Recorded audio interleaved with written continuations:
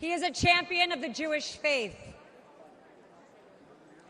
To my Iraqi parents, he is a mentor to their daughter. But to me, he is my friend.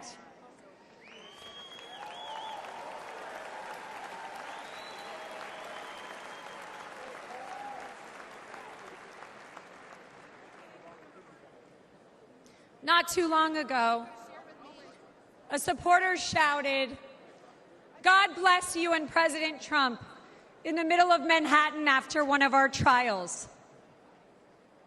Little did that man know that I was on the phone with the president himself. And he immediately asked me to pause, give the man my phone, and spent time speaking to him and thanking him for his support.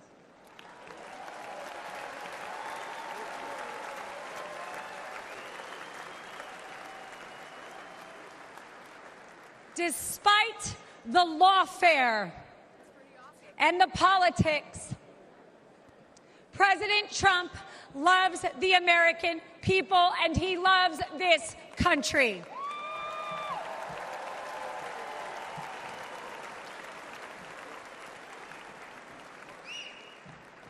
For decades, the Trump Organization transformed skylines and created thousands of jobs. His buildings and businesses are a testament to his commitment to excellence and his drive to turn dreams into reality. But his greatest construction project was yet to come. The left has tried to demolish President Trump, but there is no bulldozer big enough or strong enough to remove the legacy that he has built or the future he is creating.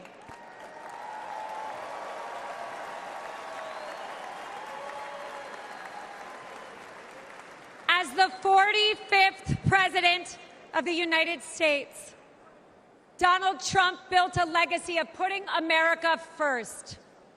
And as the 47th president, he will build America stronger than ever for we, the people.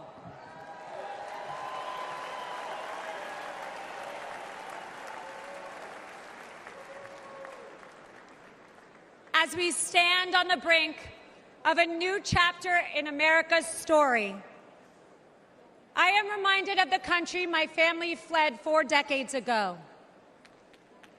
A place marked by religious persecution, oppression, and a lack of freedom. They came here because America is a beacon of liberty and opportunity.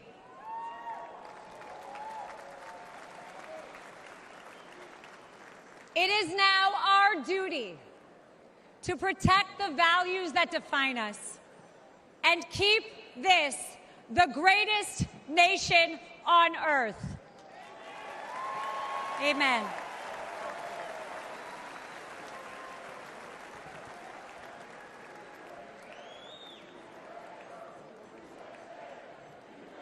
That's right.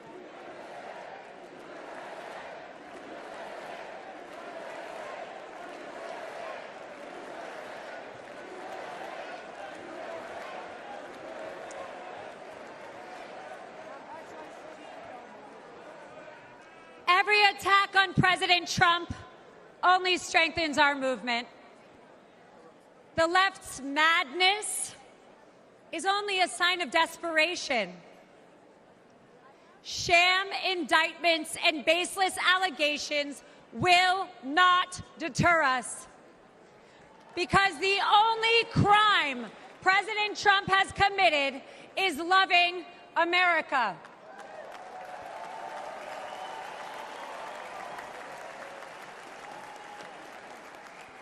And America, we are winning.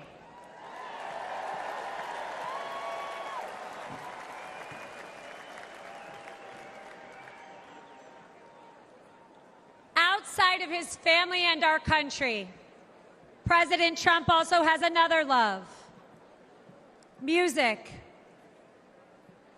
A few years ago, he wanted me to hear a new song he had selected for an upcoming rally.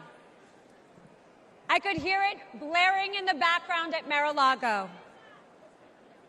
He landed on a song called Hold On, I'm Coming.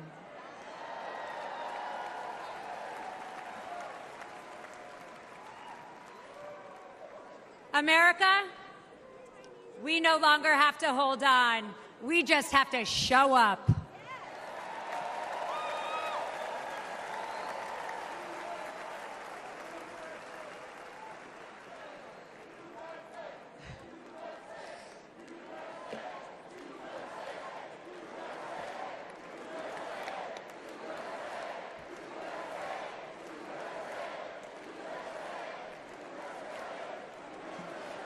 So if you're ready to end the Democrat destruction, and if you're eager to unleash the best America has to offer, then let's send Donald Trump and J.D. Vance to the White House in November.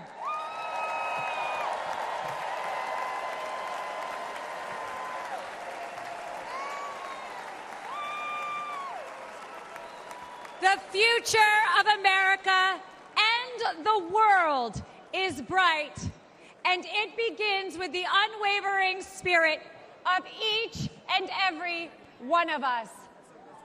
Because of the resilience and the leadership of my friend, President Donald J. Trump.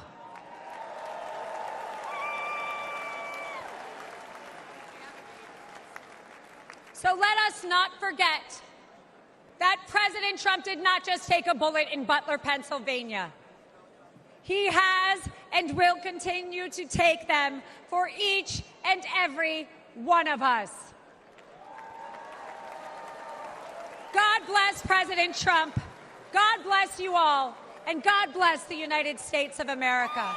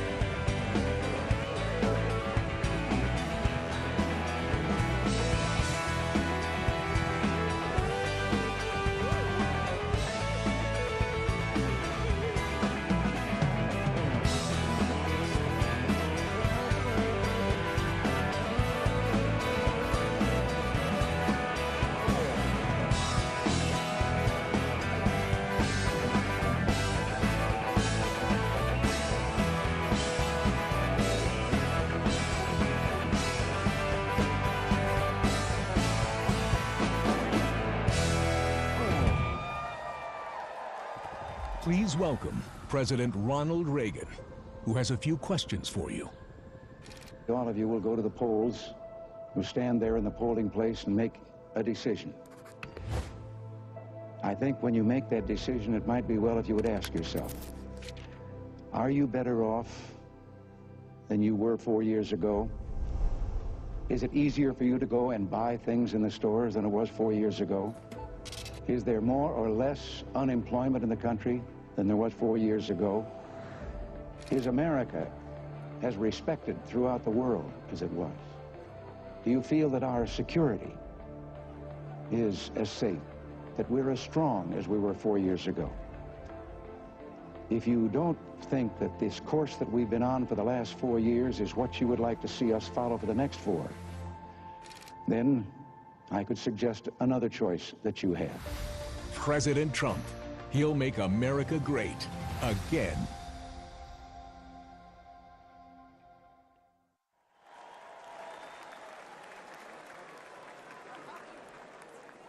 Ladies and gentlemen, please welcome journalist, author, and American citizen, Tucker Carlson.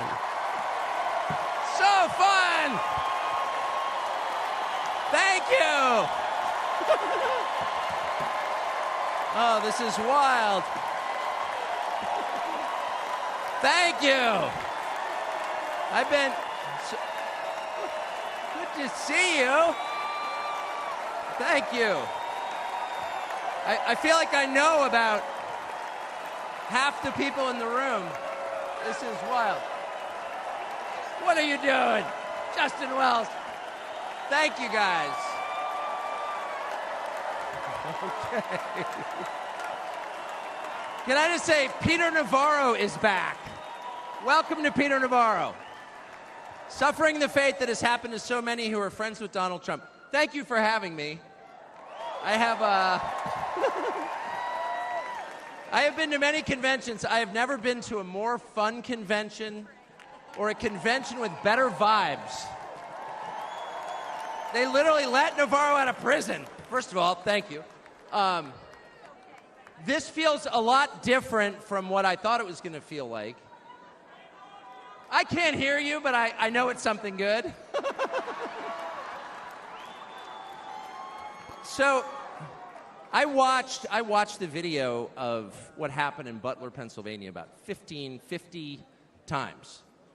I think I was one of about 8 billion people around the world who watched it. And the more I watched it, the more it struck me that everything was different after that moment. Everything. And this convention is different. The nation is different. The world is different. Donald Trump is different. When he stood up after being shot in the face, bloodied, and put his hand up, I thought at that moment, that was a transformation. This was no longer a man. Well, I think that. I think it was divine intervention. But the effect that it had on Donald Trump, he was no longer just a political party's nominee or a former president or a future president. This was the leader of a nation. And I think there's a difference. I've spent most of my life in Washington where the president is at the top of the pyramid, everyone wants to be the president. But if you think about it, the presidency comes with great power, obviously. But if you think about it, that is a title that is bestowed by a process of some sort that can be subverted. And in the end, it does not confer by itself, as no title does, legitimacy. Just because you call yourself the president doesn't mean that much inherently. I can call my dog the CEO of Hewlett-Packard. It doesn't mean she is. You know, it's true. And you hate to say it, but it is also true, it is a fact, that you could take, I don't know, a mannequin, a dead person, and make him president. If you, no, you could. You could. I'm just saying theoretically possible. With enough cheating, that could happen. But being a leader is very different. It's not a title. It's organic. You can't name someone a leader. A leader is the bravest man. That's who the leader is. That is true in all human organizations. This is a law of nature. And in that moment, Donald Trump, months before the presidential election, became the leader of this nation. That was the most obvious to me. And I have to say, you know, I think it changed him. He reached out to Trump within hours of it that night. And what he said to me that night, having just been shot in the face, he said not a single word about himself. He said only how amazed he was and how proud he was of the crowd, which didn't run. And I thought two things. The first thing I thought was, well, of course they didn't run. His courage gave them heart. A leader's courage gives courage to his people. And the second thing I thought was, this is the selfish guy I've been hearing about for 9 years? Really? Not a word about himself? About his people, period. And the second thing I noticed, which I don't think anyone has remarked upon in public, but I'm just going to since I don't have a script, like why not, is that he turned down the most obvious opportunity in politics to inflame the nation after being shot. To inflame the nation, which is an opportunity that almost every other politician I've ever met, and certainly his opponents, would have taken instantly. And they would have said, well, what is this? How did he get shot? Like, how did this happen? And those are real questions that we have to get to the bottom of. But in the moments, the days, the week after the shooting, he did not say that. He did his best to bring the country together. And I thought, this is the divisive figure? This is the irresponsible person? No. This is the most responsible, unifying behavior of a leader I think I've ever seen. So the question is, where is he leading us? And I could go on for hours, but let me just sum it up. I do think the entire point from the famous escalator ride 9 years ago until today of Donald Trump's public life has been to remind us of one fact, which is a leader's duty is to his people, to his country, and to no other. That's the point. That's the only point. And another word for this is democracy. Democracy, in case you're a little sick of being beaten in the face with democracy on television, actual democracy is the proposition that the citizens of a country own that country. They're not renters, they're not serfs, they're not slaves, they are the owners of the country. And for that to be true, their leaders have to represent them, which is another way of saying they have to do what the people want them to do, or a close approximation thereof. But if they completely ignore what people want, not just 1 year, but generationally, say for 50 years, then it may be, I don't know what, it's not a democracy. And so I think the entire Trump project, paradoxically, is attacked as an enemy of democracy, is to return democracy to the United States. Hey, let's pay attention to what people actually want. And the lack of interest in that question in Washington is something that ultimately drove me out of the city after 35 years. Lawmakers stepping over the prostrate bodies of their fellow citizens ODing on drugs to go cast votes to send money to some foreign country. Yeah, actually, we've lost more Americans from drugs in the past 4 years than we lost in World War II. Yeah. Our bloodiest war, more than we lost in World War II. Does anybody care? It is pathetic. It is pathetic. And do you hear a single word from Washington about doing anything about it? We know where the drugs are coming from. We know the supply routes. The U.S. military spent billions bombing the Ho Chi Minh Trail. You don't see our commander-in-chief suggesting that we use our military to protect our country or the lives of its citizens. No. That's for Ukraine. And it's too much, actually. It's too insulting. It's too insulting. It's a middle finger in the face of every American. It's a very clear statement, which is unmistakable. And that is, we don't care about you. And Donald Trump, whatever you say about him, and I think he's a wonderful person. I know him well. By the way, the funniest person I've ever met in my life, actually. You can't be funny without perspective or without empathy, which is true. But everything else about Trump aside, he actually cares because he's interested in the people who live here because that's his job. A father's job, his duty is to his family. An officer's duty is to his men. A president's duty is to his citizens. And he seems to be the only one who thinks that. And in his choice for vice president, J.D. Vance, he's made that really clear. J.D. Vance, I'll say this about him, is a thoroughly decent man, and I'll just admit it, a friend of mine, one of the very few politicians in Washington who actually is very close to his own wife, which is wonderful to see. And she's wonderful, actually. But J.D. Vance has views that are closer to Trump's voters than anyone else in Washington in office.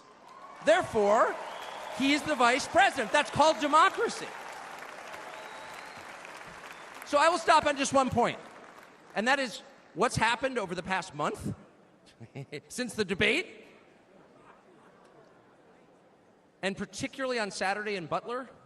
I think a lot of people are wondering, what is this? This doesn't look like politics. Something bigger is going on here. I think even people who don't believe in God are beginning to think, well, maybe there's something to this, actually. And I'm starting to think it's going to be okay, actually. I do think that. In the day after the midterm elections in 2018, Antifa came to my house. The Democratic Party's militia, okay? I was at work. It was obvious when I was at work because it was public. My wife was home alone. They tried to come in through the front door. They terrorized her. She hid in our pantry. It was on television. It was horrible, actually. It was, I mean, I'm not whining about it. I wasn't getting shot in the face, but it wrecked our day. And the next morning, we're lying in bed, and the phone rings for my wife, and it's Donald Trump, who's not like a regular text buddy of Donald Trump's. She picks it up. Hello? Susie, it's Donald Trump. And it's coming through. I could hear it. You know, I'm lying in bed. Whoa. And the first thing he says is, I'm going to stand guard outside your house. And she goes, oh, it's so nice. And he says, I'll never forget this as long as I live. He says, you know, there's a lot of hate out there. And she said, you know, there is, Mr. President. And then he says, but there's a lot of love. There's a lot of love. And we are seeing that love. I don't think it's human love. And I'll just stop with this. I'm not always convinced that I'm on the right side. I've been on the wrong side many times. You'll never hear me say, I'm on God's side, or God's with me, or even I'm with God. I want to be. Not sure I am. But I will say this unequivocally and conclusively. God is among us right now. And I think that's enough. God bless you. Ladies and gentlemen, please welcome Golf General Manager, Trump National Doral, Carrie Tomasco Ruiz.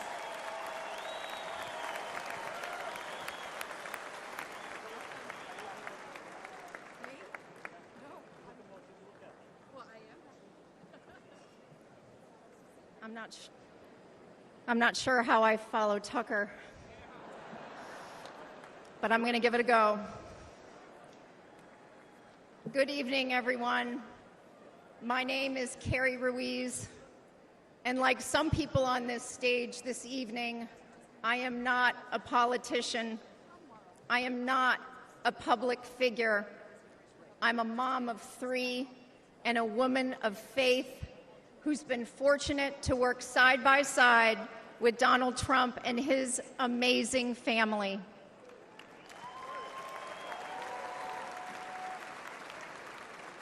12 years ago, the Trump Organization purchased the iconic Doral Golf Resort after so many companies tried and failed to create a world-class golf experience, all while turning a profit. With his keen eye for business and uncanny ability to make things better, Donald Trump got to work. He poured hundreds of millions of dollars and his own sweat and tears into the property. He had a hand in virtually everything, and no detail was too small. He didn't just change the carpet or apply a fresh coat of paint. He stripped this legendary resort to its core and rebuilt it the right way.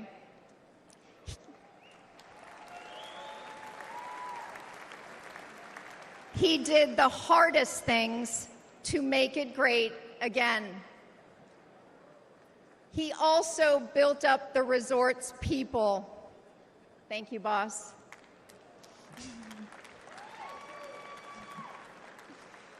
He empowered us. He listened to us, all of us, and he still does. No matter your role, he asks questions. He wants different opinions. He never demands more of us than he is willing to give. He is as generous as he is brave.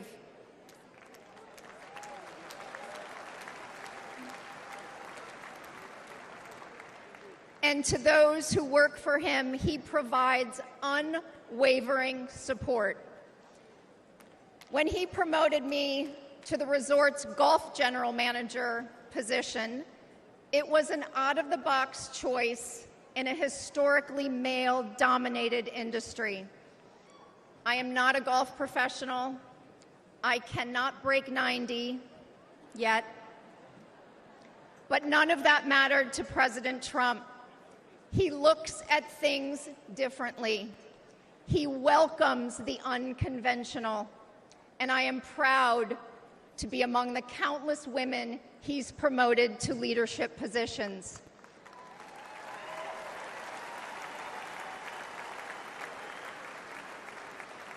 I might add, he did it all while no one was looking. The simple truth is, no one can match President Trump's vision and unrelenting drive to make things better.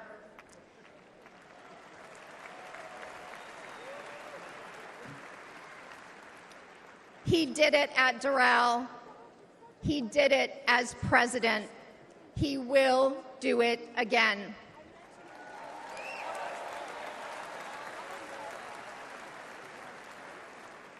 May God continue to bless President Trump, and may God bless the United States of America.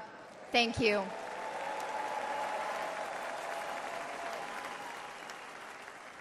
This is the final battle. With you at my side, we will demolish the deep state. We will expel the warmongers from our government. We will drive out the globalists. We will cast out the communists, Marxists, and fascists. We will throw off the sick political class that hates our country. We will rout the fake news media, and we will liberate America from these villains once and for all.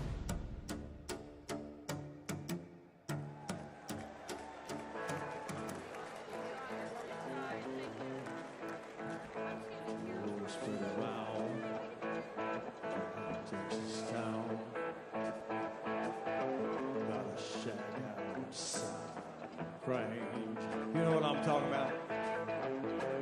Just let me know if you want to go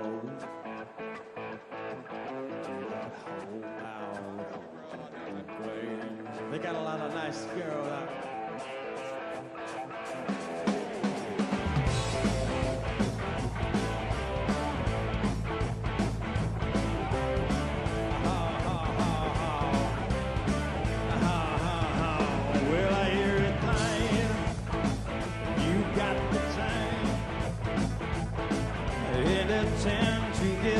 Yourself in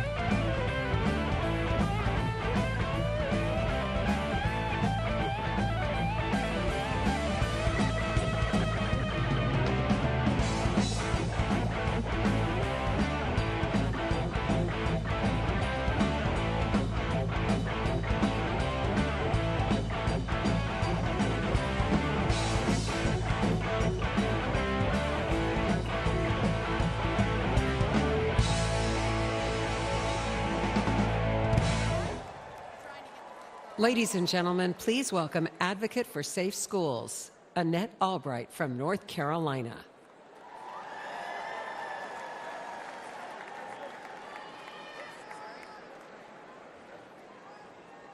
Thank you. Thank you so much. Good evening. My name is Annette Albright. I grew up in the small town of Mount Airy, North Carolina. North Carolina! Like my parents and my grandparents, I was a lifelong member of the Democrat Party. Don't worry, the story gets better from here.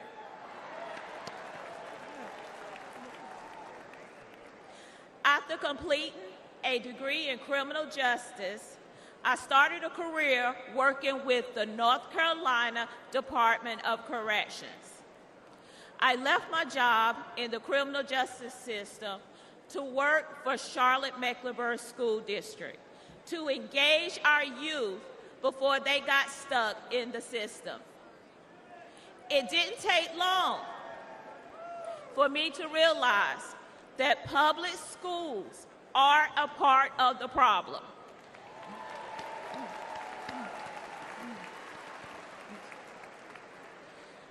Sadly, too many of our schools are more like prisons than places of learning.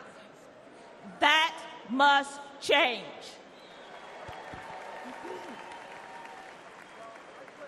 In one public high school, I witnessed a full-blown riot. I saw many violent altercations between students and physical attacks on staff. During my 14 years working with the Department of Public Safety, offenders never laid a hand on me. Yet, I was violently assaulted by a group of students in a public high school.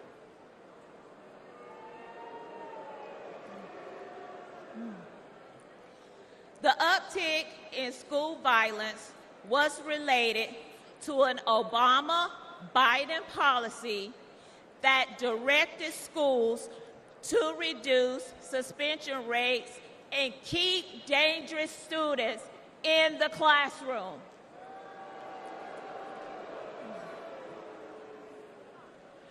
President Trump reversed the Obama policy and put the safety of our kids first.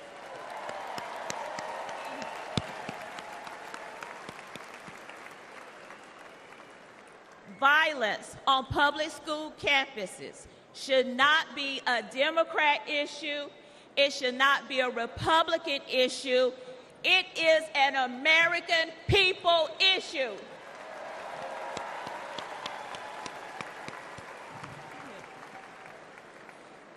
Sadly, I've repeatedly seen that the Democrat Party cares more about appeasing the teachers' union than they do about prioritizing the needs of our kids.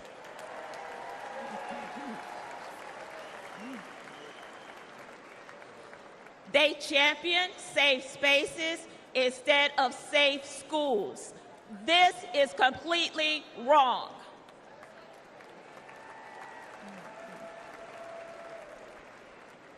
Little by little, I began to see the truth.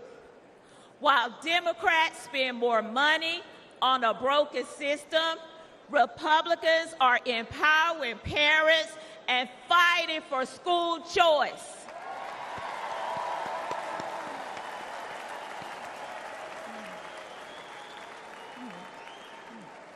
While Democrats think school resource officers are a threat to our students, Republicans know that they protect our kids.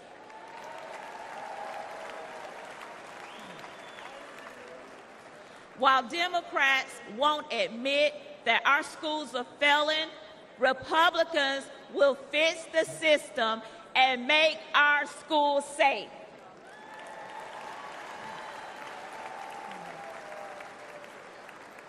That's why this year, for the first time in my life, I am registered as a Republican.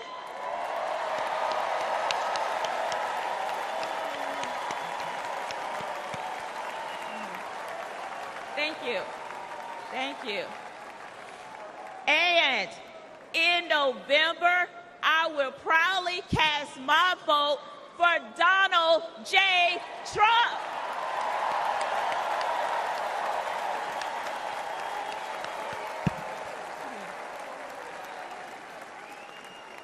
Only together we can make America's schools great again. Thank you, and God bless America.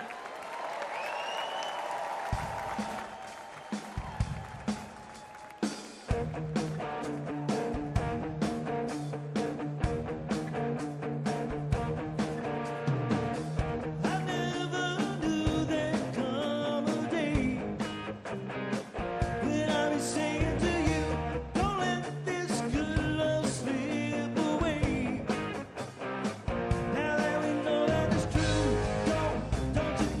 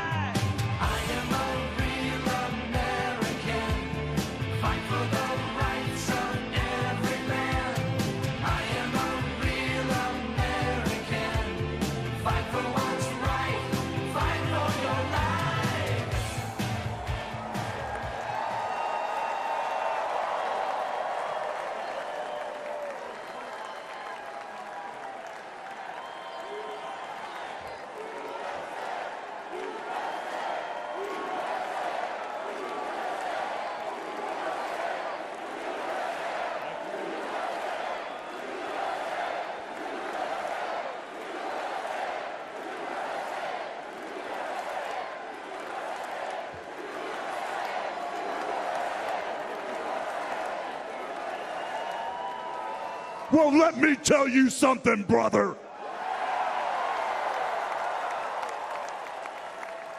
You know something? When I came here tonight, there was so much energy in this room. I felt maybe I was in Madison Square Garden getting ready to win another world title. Or maybe I thought the vibe was so intense, the energy was so crazy, it felt like maybe I was going to press that no-good, stinky giant over my head and slam him through the mat, brother. But what I found out was I was in a room full of real Americans, brother.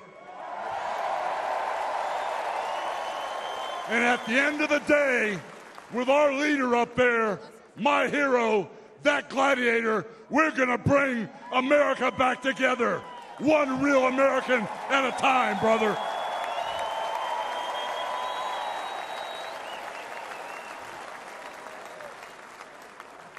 You know something? I've seen some great tag teams in my time. Hulk Hogan and, ooh yeah, the Macho Man Randy Savage. But you know something? I see the greatest tag team of my life standing upon us, getting ready to straighten this country out for all the real Americans.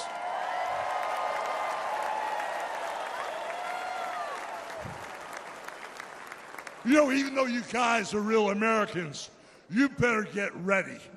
Because when Donald J. Trump becomes the President of the United States, all the real Americans are going to be nicknamed Trumpites. Because all the Trumpites are going to be running wild for 4 years.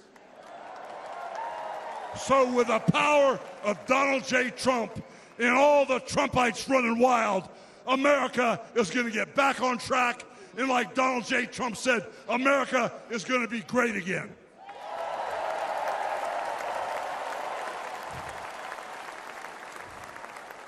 You know, when I look out and I see all the real Americans, I think about how Donald Trump, his family was compromised. When I look out there and I see Donald Trump, I think about how his business was compromised. But what happened last week when they took a shot at my hero and they tried to kill the next President of the United States? Enough was enough. And I said, let Trumpomania run wild, brother. Let Trumpomania rule again. Let Trumpomania make America great again.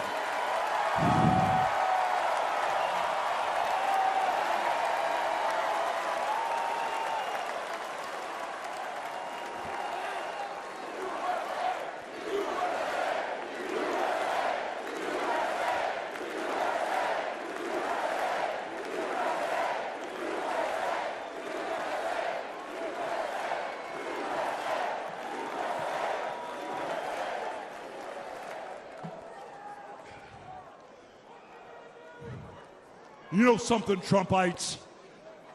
I didn't come here as Hulk Hogan, but I just had to give you a little taste. You know, my name is Terry Bollea.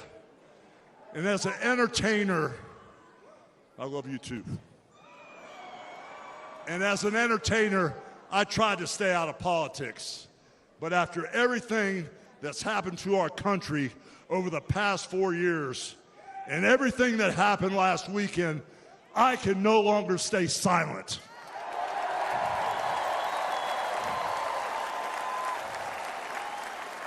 I'm here tonight because I want the world to know that Donald Trump is a real American hero.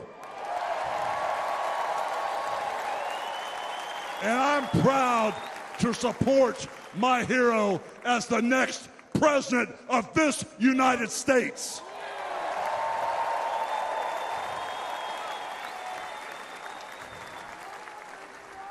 You know, guys, I've known Donald Trump for over 35 years. You know, hold on a second, hold on. I just had a flashback. I just had a flashback, man. This is really tripping. You know, the last time I was up on stage, Donald Trump was sitting at ringside at the Trump Plaza. I was bleeding like a pig, and I won the world title right in front of Donald J. Trump. And you know something? He's going to win in November, and we're all going to be champions again when he wins.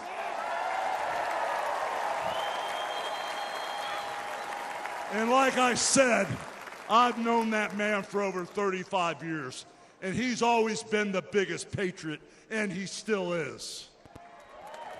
He's always told you exactly what he thought, and he still does, brother.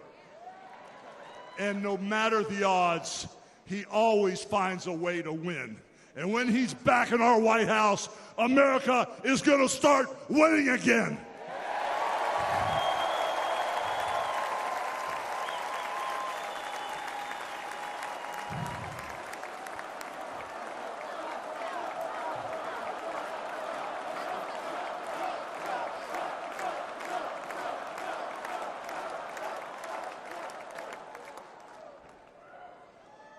You know, guys, over my career, I've been in the ring with some of the biggest, some of the baddest dudes on the planet. And I've squared off against warriors, ooh yeah, savages. And I've even, like I said, body slammed giants in the middle of the ring. And I know tough guys. But let me tell you something, brother. Donald Trump is the toughest of them all.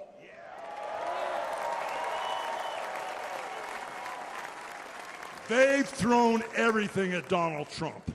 All the investigations, the impeachments, the court cases, and he's still standing and kicking their butts.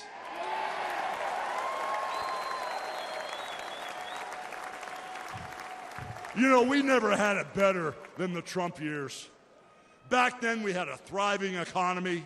We had strong borders. We had safe streets. We had peace and respect around the world. But then we lost it all in a blink of an eye. Crime is out of control. The border is out of control. The price of food and gas and housing is out of control. And the only person who can clean this up is Donald Trump.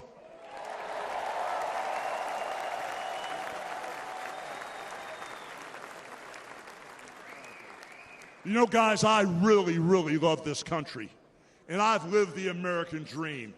And I want my kids, your kids, and all those little teeny Hulkamaniacs out there to live the American dream too.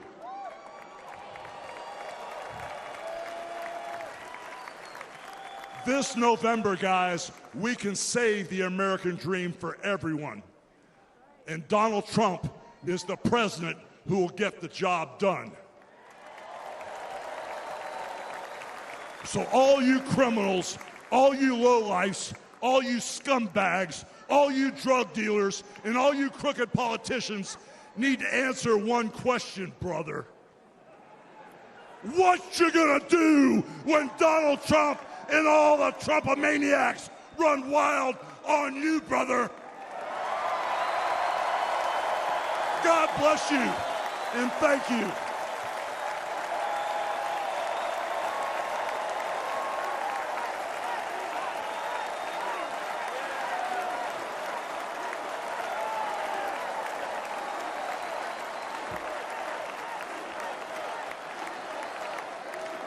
Ladies and gentlemen, please welcome the President and CEO of the Billy Graham Evangelistic Association and President of Samaritan's Purse, the Reverend Franklin Graham.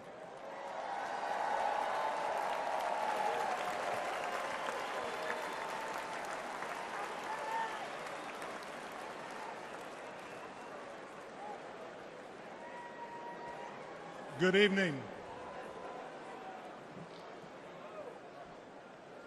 I've got the hardest job tonight. I have to follow Hogan. But I stand here tonight as a private citizen who loves this country. I've been asked to say a few words and then to pray, and we're going to do that. Last Saturday, In Butler, Pennsylvania, President Trump had a near-death experience, no question. But God spared his life. And when we go through those experiences, it changes us. It can cause us to examine our lives and to reevaluate our priorities, as you should. When President Trump rose from that platform, he rose with his fist raised in strength, showing America his unshakable resolve to fight for them in this nation.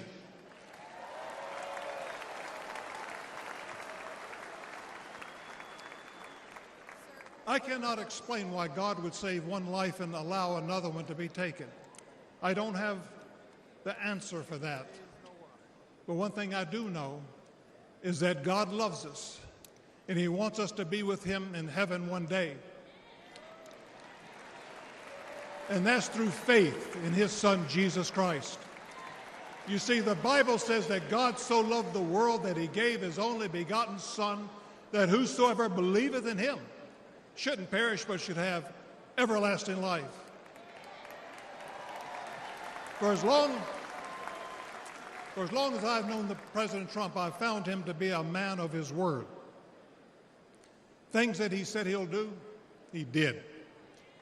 When he told me and our country in 2016 that he was going to appoint conservative justices, guess what? He did. In 2016, he said he would defend religious liberty, and guess what? He did. In 2019, I was with him at the United Nations when the first president of history of this country stood there to advocate for religious liberty worldwide.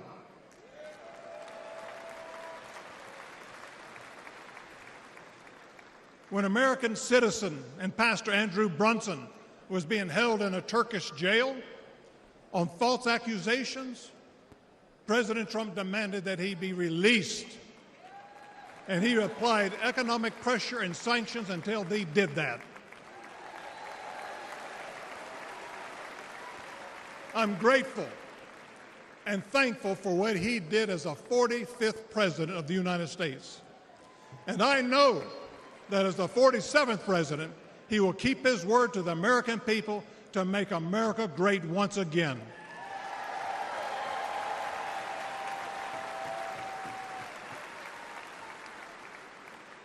It's an honor for me to be asked to pray for Donald Trump this evening. And so what I'd like to do, I'd like us to pray, but I'd like us all to stand as we call upon the name of the God of heaven.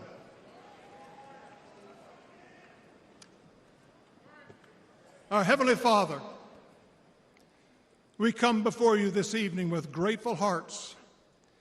Thank you for saving the life of President Donald J. Trump. In his own words, it was you and you alone who saved him. We pray for the others that were injured on Saturday, for the family who lost their loved one. Put your loving arms around them. Comfort them, and may they sense your presence. We stand before you tonight. We say thank you for the provisions you have given to the United States of America. You have blessed this country more than any country in the world.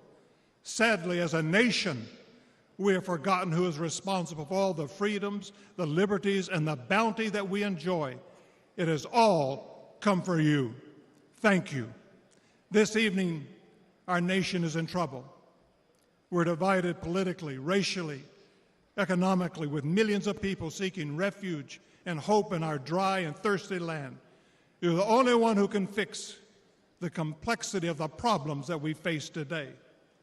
We pray for President Trump that you would give him wisdom, strength, and a clear vision for the future of this nation and the task that is at hand.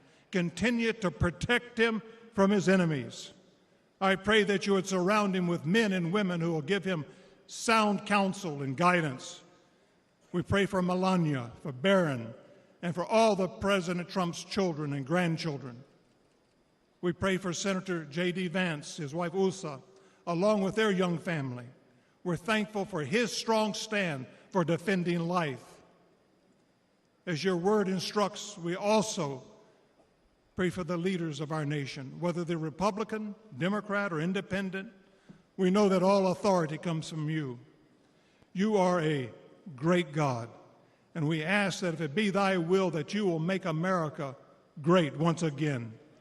And we ask that you'll unite our hearts, bring us together, one nation under God, indivisible, with liberty and justice for all. And we pray this in the mighty name of my Lord and Savior, Jesus Christ, the King of Kings and the Lord of Lords. Amen.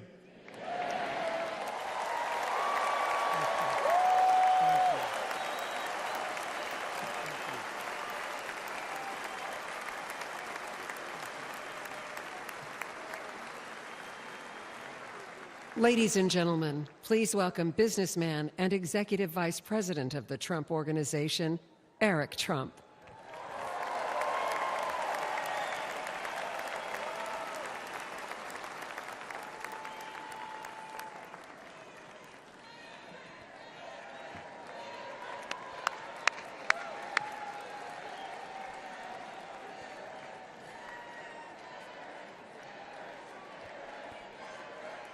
Good evening, America.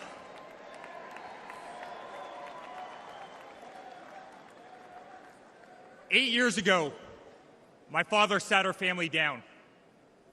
He spoke of a nation in decline, of dreams slipping away, of a future endangered by failed leadership and broken promises.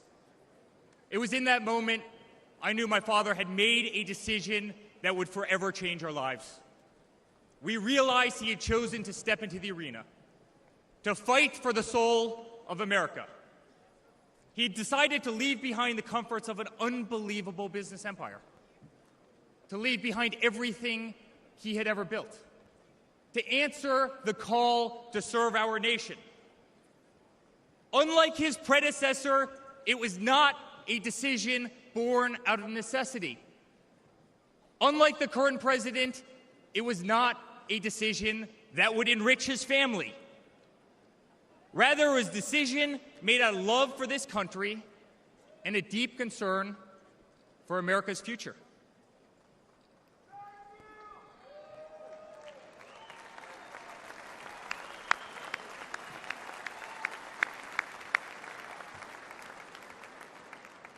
My father was clear it would not be easy, that there would be a huge price to pay, and that the attacks would be vicious. Looking back, that was an understatement. The made-up Russia hoax, the sham impeachments, the efforts to destroy an unbelievable company, a company that I run today, the efforts to cancel us, to silence him, to gag his free speech, and to drag him through every radical left courthouse in America, to take his life.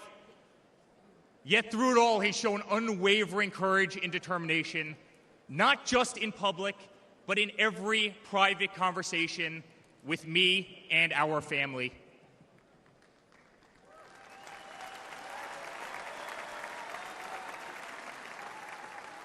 He stood tall, fueled not by personal ambition, but by a profound love for this country and a love for all of you, the American people. That man is my father. That man is the 45th president and soon to be 47th president of the United States. That man is Donald J. Trump.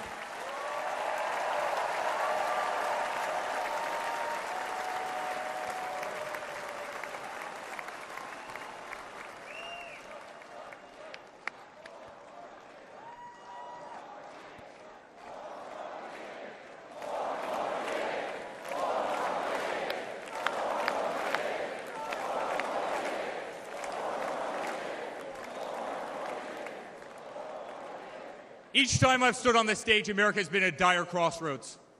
In 2016, many people began to doubt the promise of America. Our economy was struggling. Jobs were scarce. Our standing on the world stage was weak at best. Veterans were forgotten. Our military was in shambles. Our educational system was broken, ranked 30th in the world. He could no longer tolerate an inept administration that handed $150 billion to Iran, a country that chants death to America, or witness the continued attacks on our Constitution and our religious liberty, or see the disrespect shown to our unbelievable law enforcement officers who are being disarmed, defunded, and persecuted each and every day. He could no longer stand to see words like Christmas stripped from public use or the Pledge of Allegiance removed from our schools. But my father saw potential where others saw despair. Donald Trump built the New York City skyline. He did so during a time when businesses were turning away from the city he loved. Crime was rampant. The streets were dirty. But he had the Midas touch, and he turned those streets and neighborhoods into gold. He faced every challenge with tremendous vision and grit.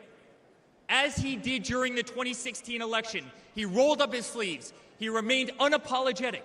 He did not care to be politically correct.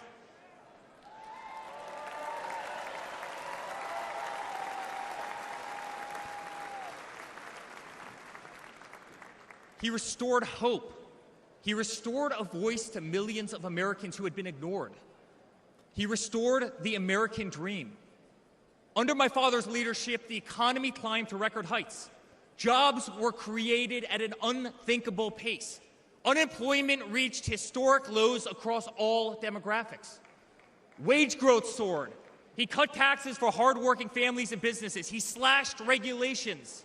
We saw the greatest 401k increase in American history.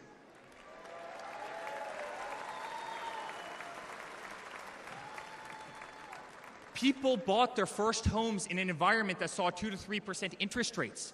They started their families. My father made the United States energy independent with the lowest gas prices in decades.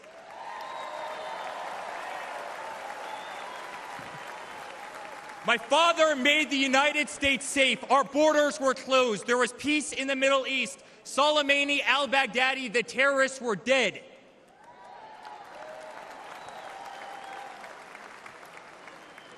My father made the United States respected again, with the courage to walk into countries like North Korea, with the courage to impose tariffs on China, and with the courage to tear up trade deals that cost Americans their jobs.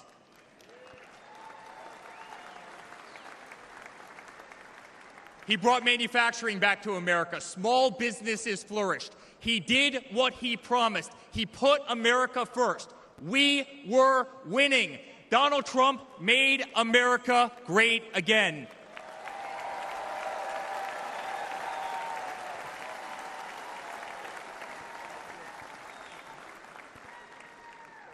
But he also created a movement that threatened the special interests in the political elites. A movement that cast a bright light on the institutions weaponized against the American people. You see it in our schools. God bless the moms who fought back.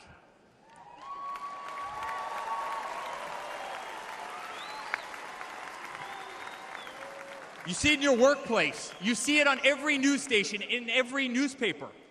You see it in the military. The most iconic military installations on planet Earth are stripped of their identity and renamed.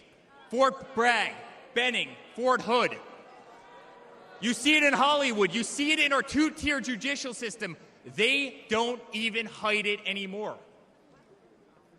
My father has been censored. The former president ripped off to Twitter, Instagram, and Facebook, while terrorist organizations remain intact. My father has been persecuted, targeted by far-left Democrats, funded by special interest groups, and hand-picked judges. My father has been pulled off the ballots of states, radical justices attempting to defy the will of millions of Americans who adore who he is and what he stands for. My father even became the target of an assassin who almost killed America's single greatest hope for our future. The swamp is terrified of this incredible movement. They're terrified of it. They're terrified of you and the tens of millions of people watching us on TV right now. They've tried everything to keep him from you, everything, to destroy his legacy, to destroy his family. They have failed, and they will not win.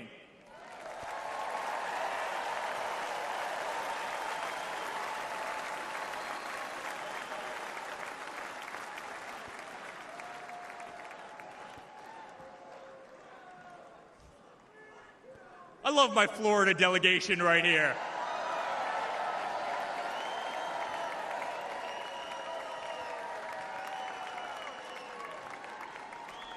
Thank you. My father stands before you with the most votes of any Republican candidate in the history of our nation. He has defied the predictions of every political pundit. He fills stadiums across our country. He energizes Americans to the issues facing this nation and does so with unvarnished honesty. He is not a threat to democracy. He is a threat to those who despise our republic, many whom are bought and sold, bribed and coerced, people who have never signed the front of a check and who have been dependent on the government their entire adult lives.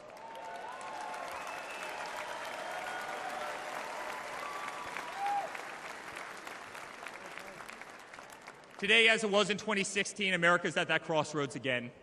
Energy prices are soaring. Interest rates are crippling. Everything is unaffordable. The U.S. dollar has been diminished. Inflation has made it impossible for Americans to live, to save for their future. Our infrastructure is crumbling. Our border is out of control. Millions are dead and displaced in Russia and Ukraine, a war that has no end and a war that we are funding. The Middle East has become a hornet's nest. Our greatest ally, Israel, totally under siege. Fentanyl is killing our youth and destroying families, while the current administration stands idly by, hoping their inaction will import illegal votes. Crime terrorizes our cities and our suburbs as far-left policies handcuff police. Male athletes, guys my height, 6'5", are swimming in women's sports.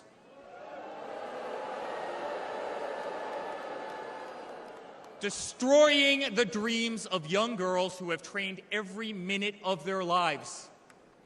We no longer trust our elections. We no longer trust our judicial system.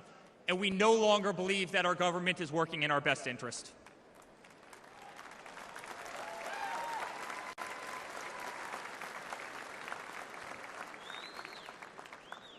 In spite of where we are today as a nation, I'd like to speak to every American. To the homeless veteran sleeping under a bridge as illegal immigrants are housed in the most expensive hotels in New York. I'm sorry. We know it's wrong, and we will fix it.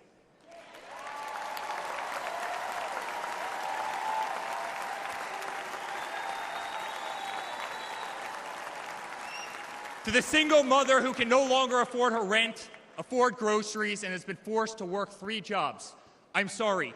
It does not have to be this way. To the parents who lost a son or daughter to fentanyl, including the incredible woman that spoke the other night, while an administration does absolutely nothing, I'm sorry. Your government can do so much better, and it will.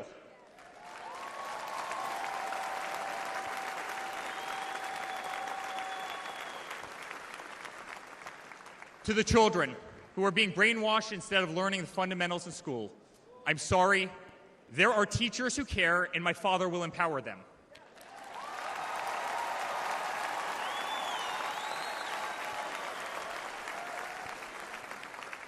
To the law enforcement officers, our brave Border Patrol, Secret Service agents who work every single day to protect our communities, knowing damn well that the system will throw you under the bus, I'm sorry. We will stand behind you.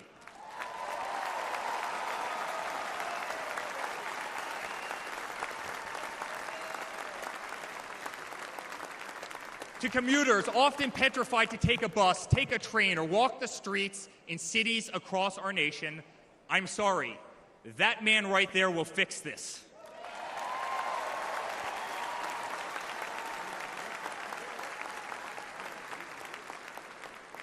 To the construction workers, to the middle-class families, to the families with children with disabilities, families who can no longer afford medical benefits or to take a vacation, I'm sorry.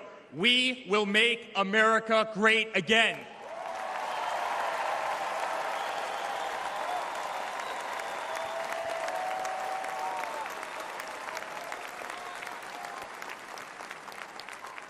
And to my father, who has been ruthlessly silenced, slandered, and attacked by a corrupt administration, I'm sorry.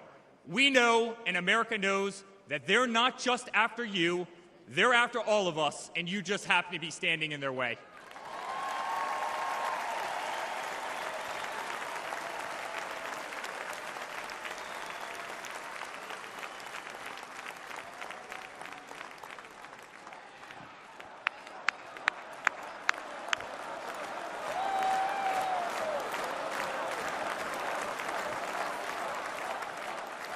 To all Americans watching tonight, the greatest retribution will be our success.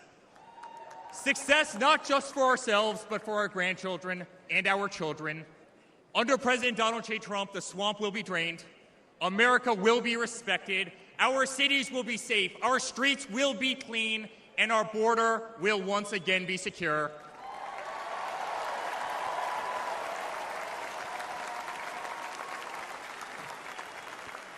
We will have peace. We will have prosperity. Your hard-earned tax dollars will enrich a better America, not be squandered in corrupt foreign nations. Education will be handed back to the states. We will no longer be 30th in the world. We will be first.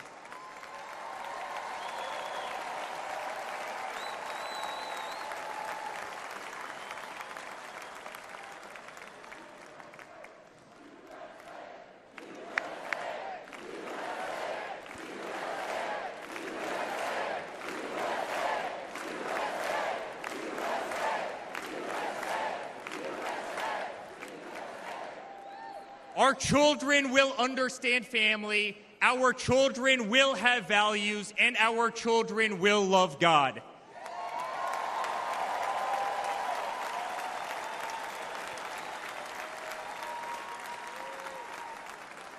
Our country will prioritize free speech, respect freedom of religion, and honor our Constitution.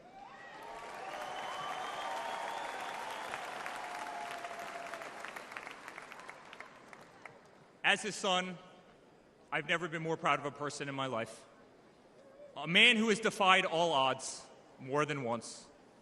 A man who believed in the promise of America when others turned away. A man who saw a nation in need of a champion and answered that call with unwavering determination and courage. A man who survived a bullet that was intended to eliminate him permanently from our future and from our family. Never have I been more proud to be a Trump.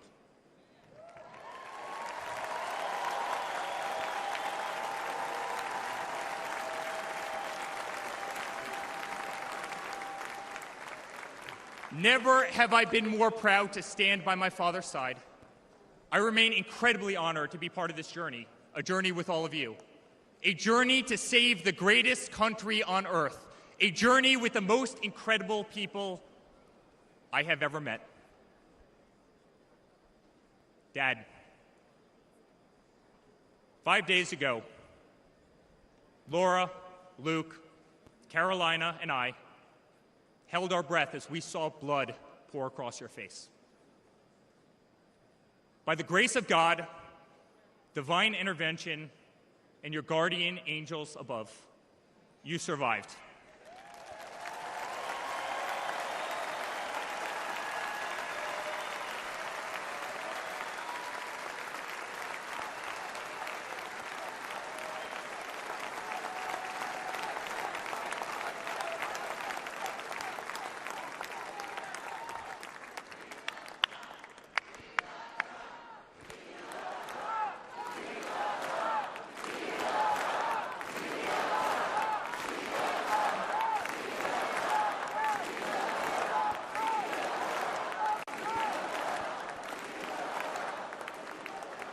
You are the greatest fighter I have ever seen.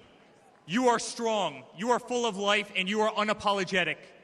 Your optimism is contagious. Your backbone is unbreakable. Your conviction to fight for what is right and against all that is wrong is truly next level.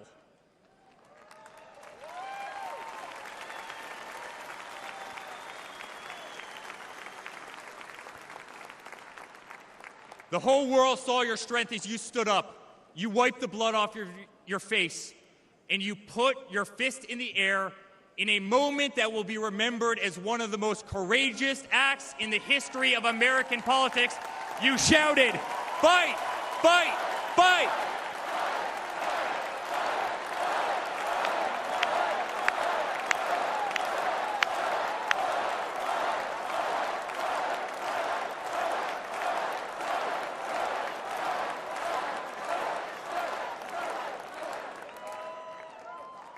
I'm honored to be your son. I'm honored to speak to our great nation tonight. You are a true leader. You epitomize strength. Our country loves you. Our country appreciates you. Our country misses you. And on November 5th, our country will re-elect you as the 47th President of the United States of America. Good night, Milwaukee. God bless you all.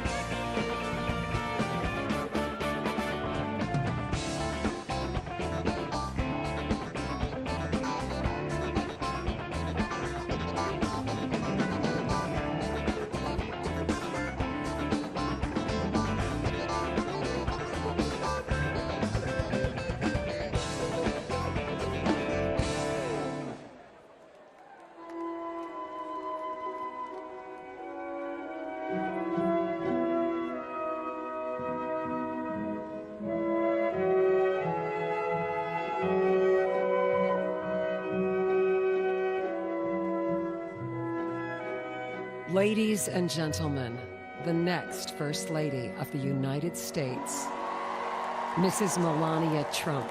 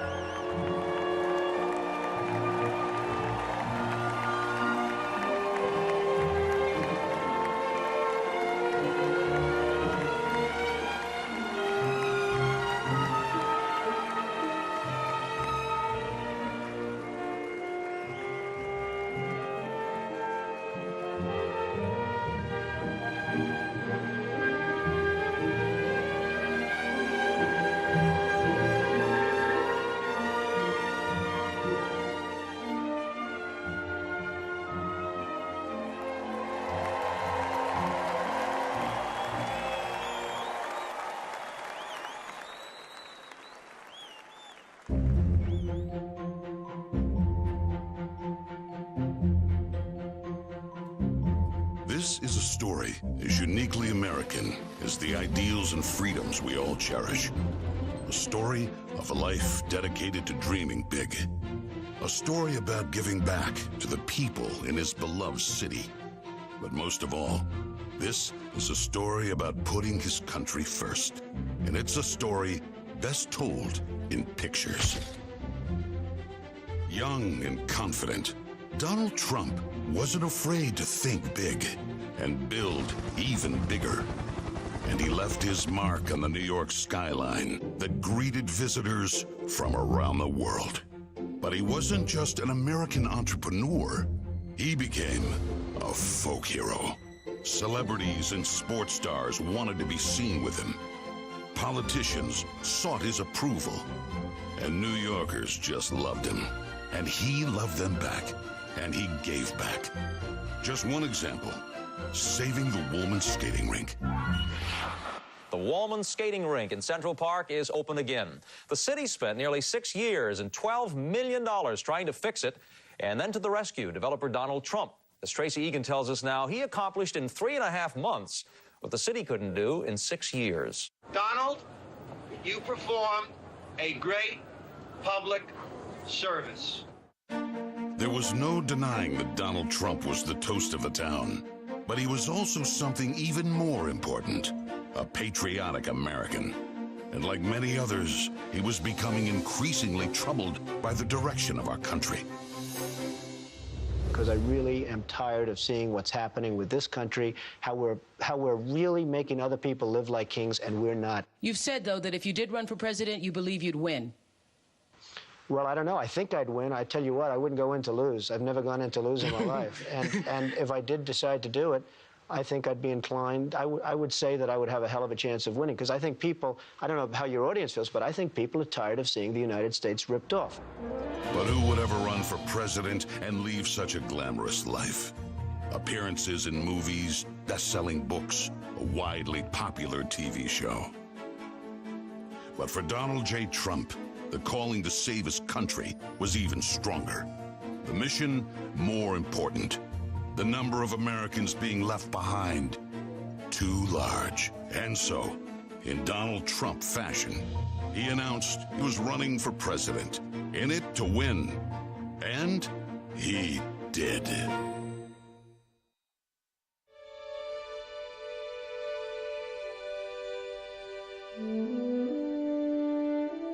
From his first day in office, the Washington politicians learned something about President Trump.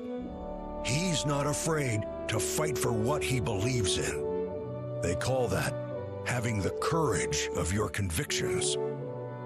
First up, the Trump tax cuts, largest in America's history, and it led to higher take-home pay for working families. Unfortunately, today, taxes are up and incomes down. The politicians just never learn. Next for President Trump, secure our border. Check.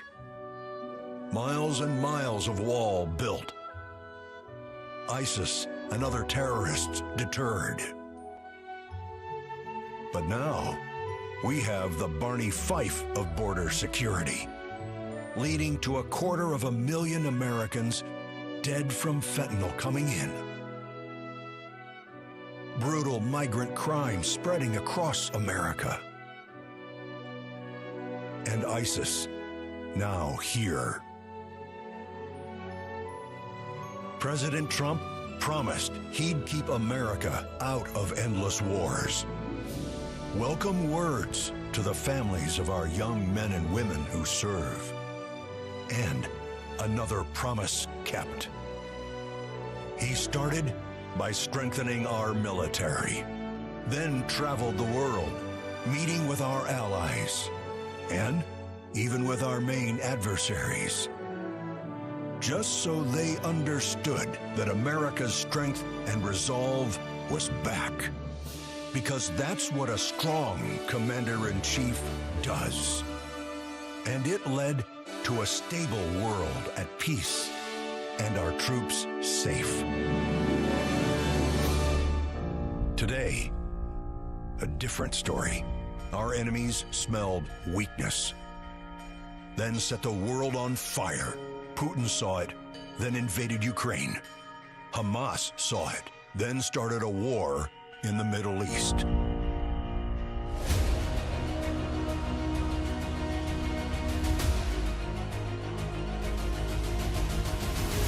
There's one more thing we've learned about President Trump. He believes so strongly in America, so optimistic for our possibilities, and so committed to fighting to once again make our country great, that there is nothing that is going to stop him.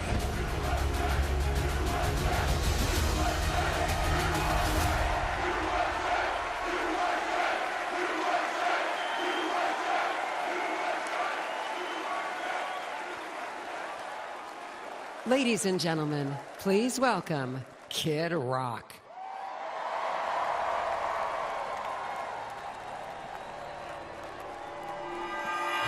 What up, America? If you're ready for President Trump to take the stage, I need everybody to stand up. I need everybody to put a fist up in the air. Everybody, get a fist up in the air. Now follow me. Say fight, fight. Say fight, fight. Say fight, fight. Say Trump, scream.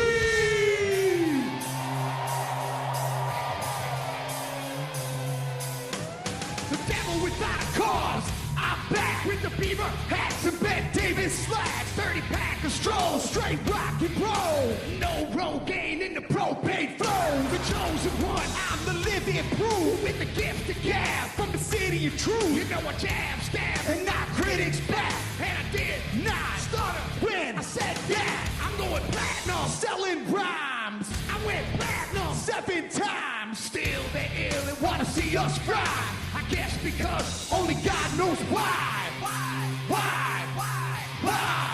Oh, they call me cowboy. I'm the singer of black. Throw a fist in the air. Let me see where you at. Say fight, fight. Say fight, fight. Say fight, fight. Now say Trump, Trump.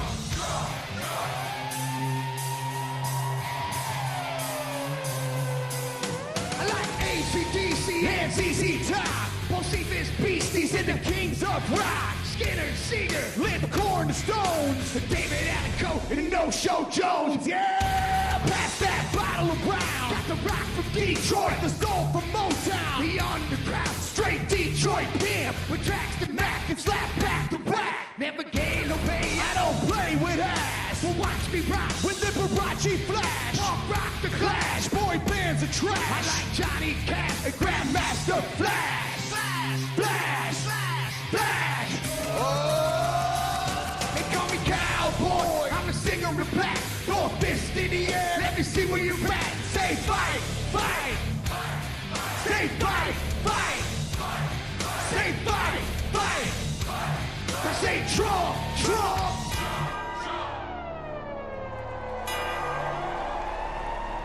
I'm an American badass. Watch me, kid. You can roll with rock, or you can. I'm the ultimate. I'm like Amazing Grace. I'm on rock and roll. Let me rock this place. All super fly. Living double wide. Psychon McFly. The big John can ride. Bill Shack to share. Bringing flash to flare. Got the long hair swinging, middle finger in the air. Snakeskin boots, 65 Chevelle. See me ride and sin and hit a rebel yell. I won't live to tell. So if you do, rock for freedom and rock for truth. Who knew I'd blow like Oklahoma, Florida, Georgia, Arizona. Smell the aroma and check my hits. I know it stinks in here, cause Trump's the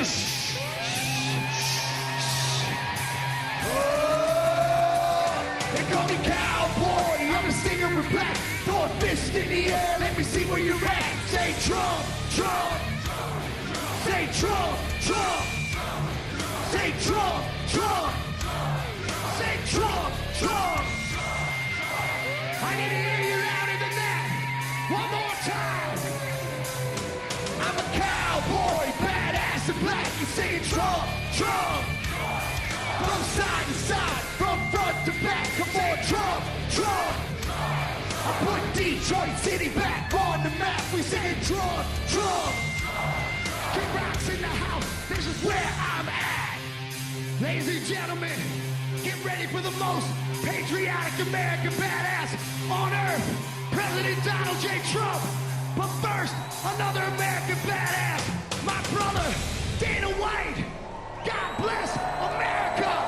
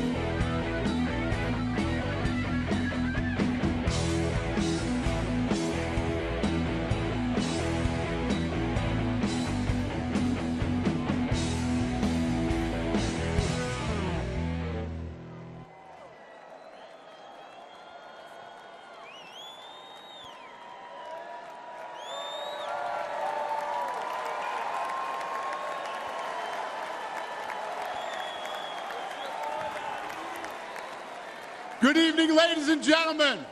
I am Dana White. I am the CEO and president of the Ultimate Fighting Championship. So 2 weeks ago, I got a call from President Trump asking me if I'd be willing to speak tonight. As usual, there was no pressure, no demands. He asked me as a friend, and of course I said yes. Then, after I accepted his offer, he sent me a text message, and I just want to read to you a little piece of what President Trump wrote to me. Dana, I'm so honored that you will be doing the introduction at the National Republican Convention. think of it as the biggest fight you ever had, a fight for our country and even the world. I only wish you didn't have to interrupt your family trip, but I hope they understand they love you and they know how important this is. Now think about this. This man's running for president of the United States. He's fighting for the future of this country, and he's concerned about interrupting my family trip. That's the President Trump that I know, a man who truly cares about people.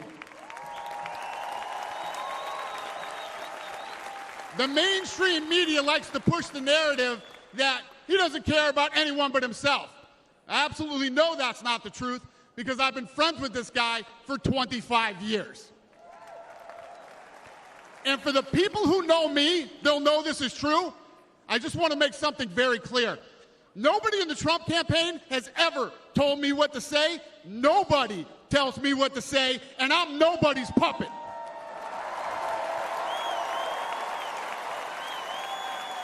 And I'm not telling you what to think. I'm telling you what I know. And I know President Trump.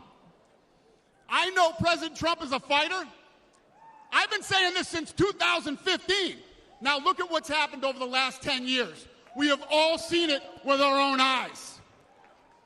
I'm in the tough guy business, and this man is the toughest, most resilient human being that I've ever met in my life. The higher the stakes, the harder he fights, and this guy never, ever gives up. So what's at stake here? The answer is in President Trump's text, and I quote, "A fight for our country." I know why he's running for president again.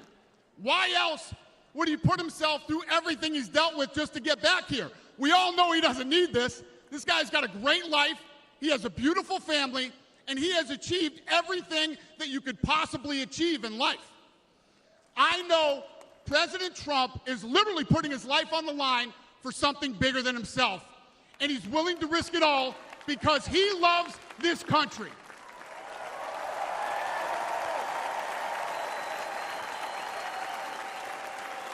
And I know he wants what's best for the American people, all American people. I know he's running for president to save our American dream. I'm living the American dream, and I know the American dream is very real. Whether you were born in this country or came here from someplace else, this is the last real land of opportunity. President Reagan once said, "Government's first duty is to protect the people, not run their lives." And if you're buried in government red tape, how will you ever start your own business? If you're struggling to pay your bills, how can you ever afford to start a family? And if you don't feel safe in your own town, why would you ever buy a house? I know that President Trump is fighting to save the American dream, and that's what's at stake in this election. We are choosing who we want to lead us in this fight. I know President Trump is a proven leader, a fearless leader, and this country was in a much better place when he was in the Oval Office. In my mind, the choice is clear. But this election, we all get to choose. I know I'm going to choose strength and security. I know I'm going to choose opportunity and prosperity. I know I'm going to choose real American leadership and a real American badass.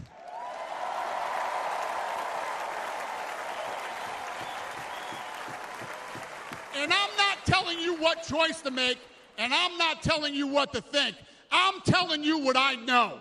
I know America needs a strong leader, and the world needs a strong America.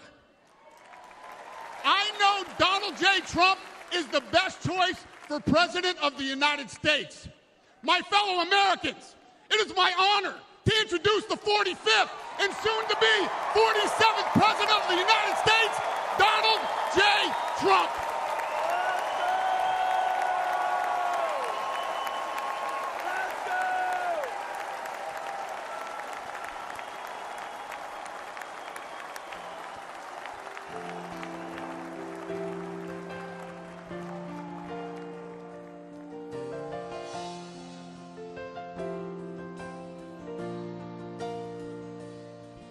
If tomorrow all the things were gone, I'd work for all my life, and I had to start again, just my children and my wife.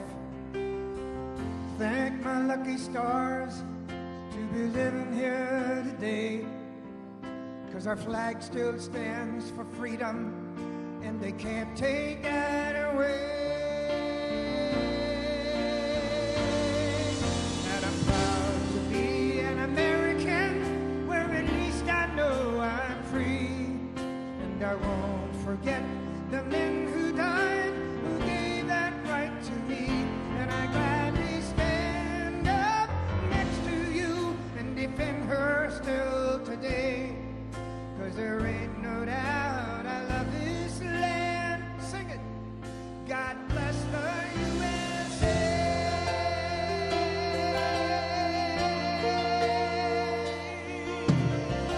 Yeah. From the lakes of Minnesota to the hills of Tennessee, across the plains of Texas, from sea to shining sea, from Detroit to Houston and New York to LA, there's pride in every American heart, and it's time we stand and say that I'm proud to be an American, where at least I know I'm free, and I won't forget the men who died, who gave that right to me, and I gladly stand up next to you and defend her still today, 'cause there ain't no doubt I love this land. God bless the USA.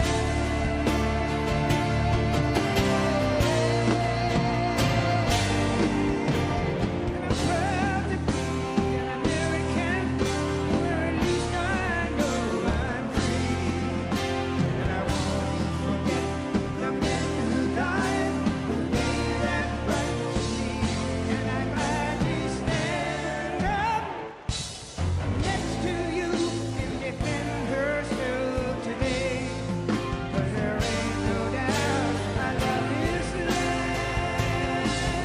God bless the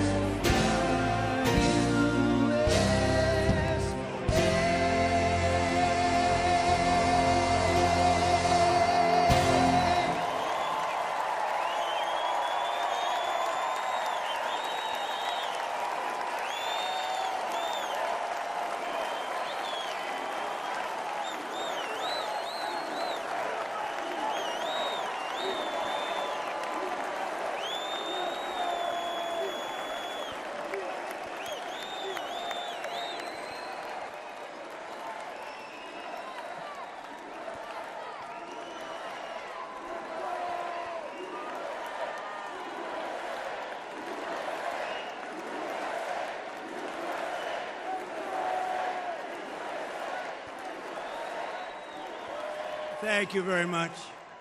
Thank you very, very much. Wow. And thank you, Dana. Thank you, Kid Rock, sometimes referred to as Bob. And thank you, Lee, right from the beginning. Thank you very much. What a talent. What a beautiful, beautiful song. Thank you. Friends, delegates, and fellow citizens, I stand before you this evening with a message of confidence, strength, and hope. 4 months from now, we will have an incredible victory, and we will begin the 4 greatest years in the history of our country. Together, we will launch a new era of safety, prosperity, and freedom for citizens of every race, religion, color, and creed. The discord and division in our society must be healed. We must heal it quickly. As Americans, we are bound together by a single fate and a shared destiny. We rise together or we fall apart. I am running to be president for all of America, not half of America, because there is no victory in winning for half of America. So tonight, with faith and devotion, I proudly accept your nomination for President of the United States. Thank you.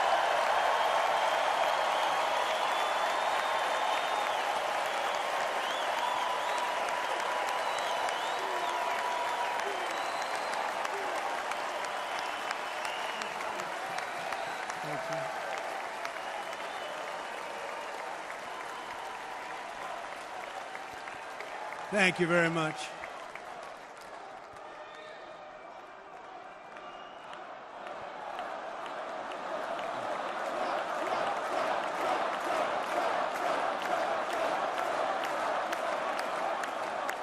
Thank you very much. And we will do it right.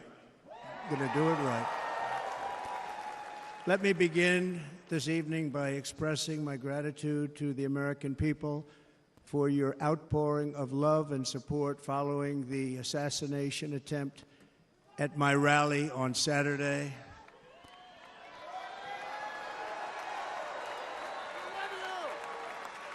As you already know, the assassin's bullet came within a quarter of an inch of taking my life. So many people have asked me, what happened? Tell us what happened, please. And therefore, I will tell you exactly what happened, and you'll never hear it from me a second time because it's actually too painful to tell. It was a warm, beautiful day in the early evening in Butler Township in the great Commonwealth of Pennsylvania. Music was loudly playing, and the campaign was doing really well. I went to the stage, and the crowd was cheering wildly. Everybody was happy. I began speaking very strongly, powerfully, and happily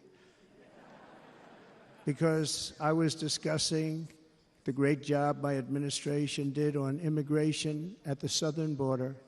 We were very proud of it.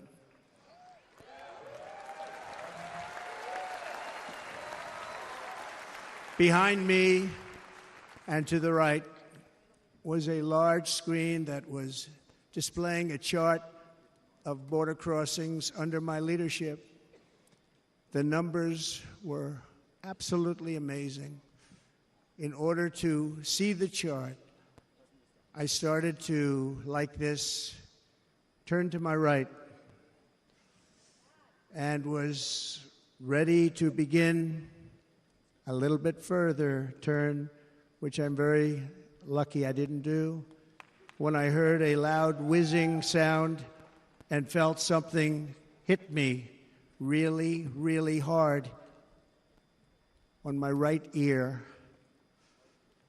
I said to myself, wow, what was that? It can only be a bullet. And moved my right hand to my ear, brought it down. My hand was covered with blood, just absolutely blood all over the place. I immediately knew it was very serious, that we were under attack, and in one movement proceeded to drop to the ground. Bullets were continuing to fly as very brave Secret Service agents rushed to the stage, and they really did. They rushed to the stage.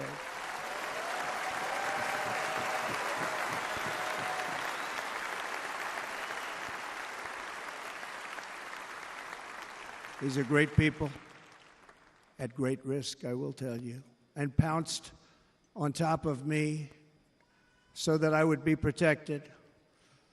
There was blood pouring everywhere, and yet, in a certain way, I felt very safe because I had God on my side. I felt that.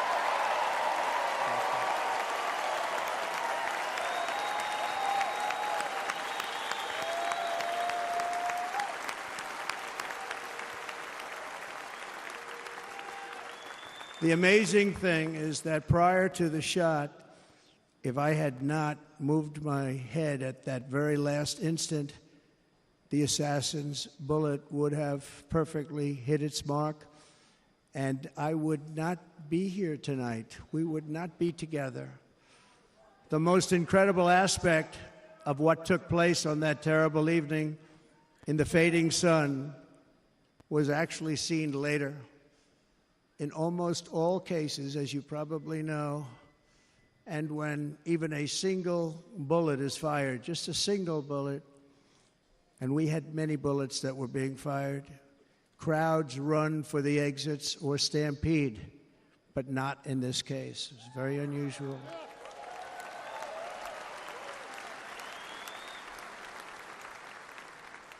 This massive crowd of tens of thousands of people stood by and didn't move an inch.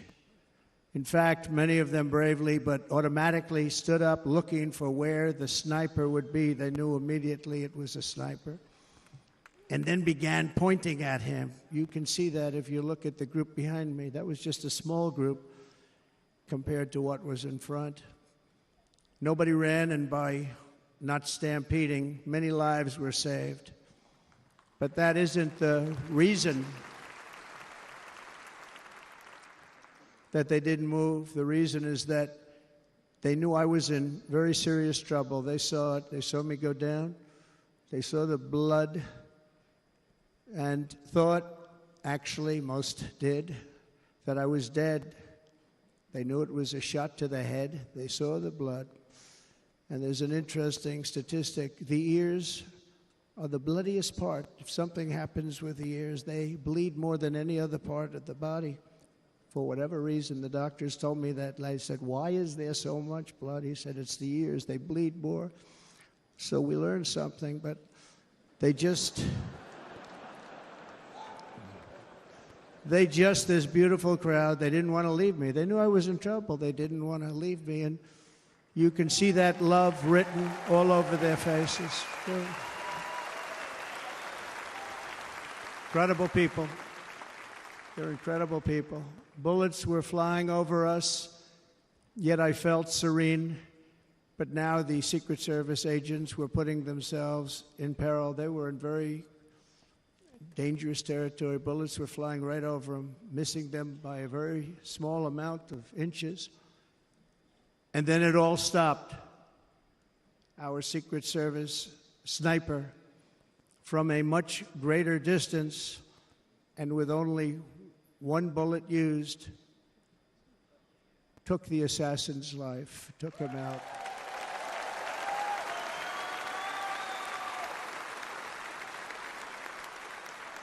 I'm not supposed to be here tonight. Not supposed to be here. No.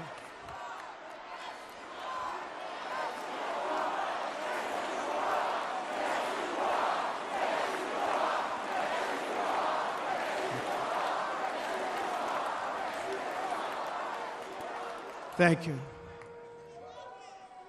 But I'm not. And I'll tell you, I stand before you in this arena only by the grace of Almighty God.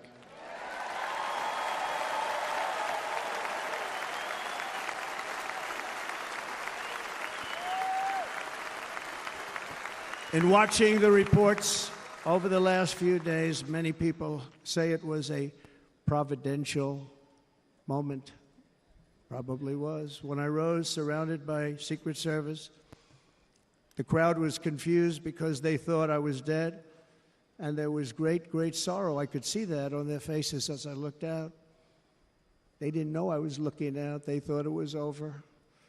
But I could see it, and I wanted to do something to let them know I was okay.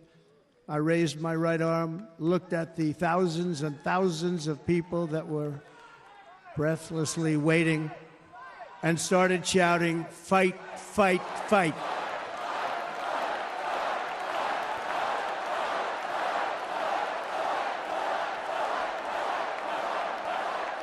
Thank you. Once my clenched fist went up, and it was high into the air. You've all seen that. The crowd realized I was okay and roared with pride for our country like no crowd I have ever heard before. Never heard anything like it. For the rest of my life, I will be grateful for the love shown by that giant audience of patriots that stood bravely on that fateful evening in Pennsylvania. Tragically, the shooter claimed the life of one of our fellow Americans, Corey, comparator, unbelievable person, everybody tells me. Unbelievable. And seriously wounded, two other great warriors, spoke to them today, David Dutch and James Copenhaver, two great people. I also spoke to all three families of these tremendous people. Our love and prayers are with them and always will be. We're never going to forget them. They came for a great rally. They were serious Trumpsters, I want to tell you. They were serious Trumpsters and still are. But Corey, unfortunately, we have to use the past tense. He was incredible. He was a highly respected former fire chief, respected by everybody. Was accompanied by his wife, Helen, incredible woman. I spoke to her today, devastated, and two precious daughters. He lost his life selflessly acting as a human shield to protect them from flying bullets. He went right over the top of them and was hit. What a fine man he was.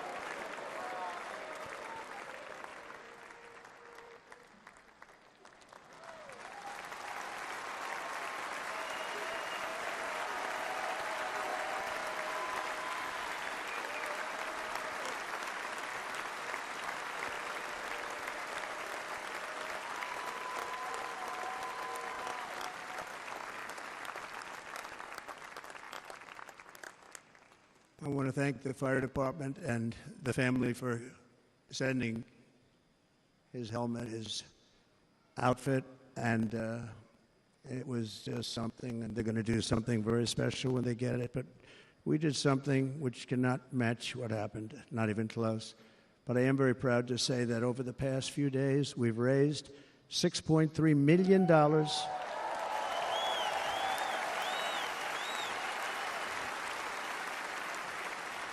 for the families of David, James, and Corey, including from a friend of mine, just called up. He sent me a check right here. I just got it. $1 million from Dan Newland. Thank you, Dan. And again, when speaking to the family, I told them, I said, well, I'm going to be sending you a lot of money, but it can't compensate.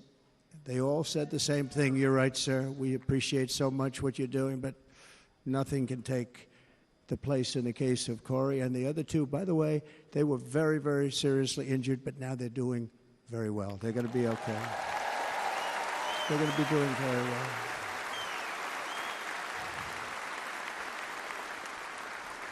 They're warriors. So now I ask that we observe a moment of silence in honor of our friend Corey.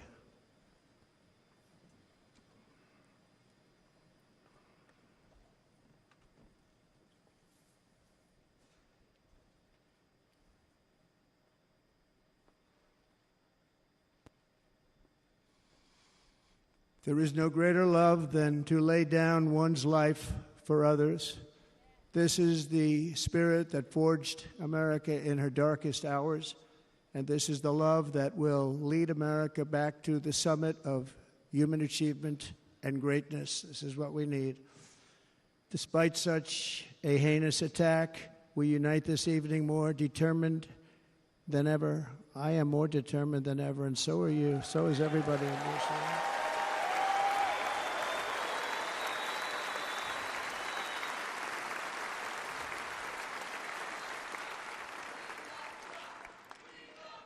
Thank you. Thank you very much.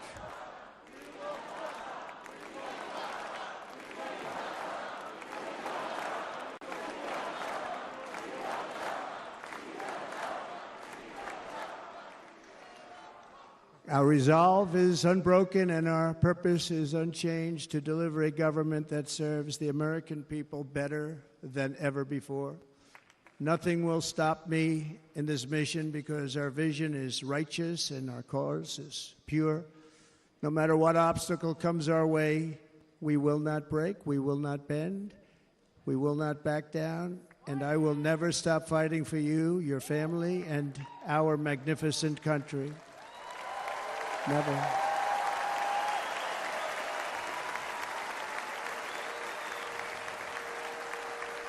And everything I have to give with all of the energy and fight in my heart and soul, I pledge to our nation tonight. Thank you very much. I pledge that to our nation.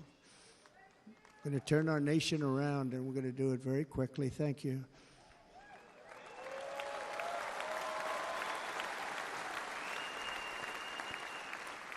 This election should be about the issues facing our country and how to make America successful, safe, free, and great again.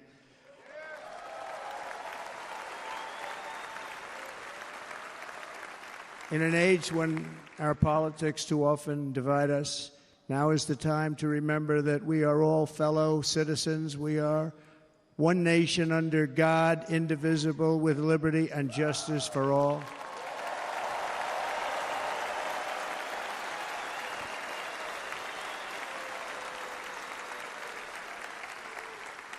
And we must not criminalize dissent or demonize political disagreement, which is what's been happening in our country lately at a level that nobody has ever seen before. In that spirit, the Democrat Party should immediately stop weaponizing the justice system and labeling their political opponent as an enemy of democracy. Especially since that is not true. In fact, I am the one saving democracy for the people of our country.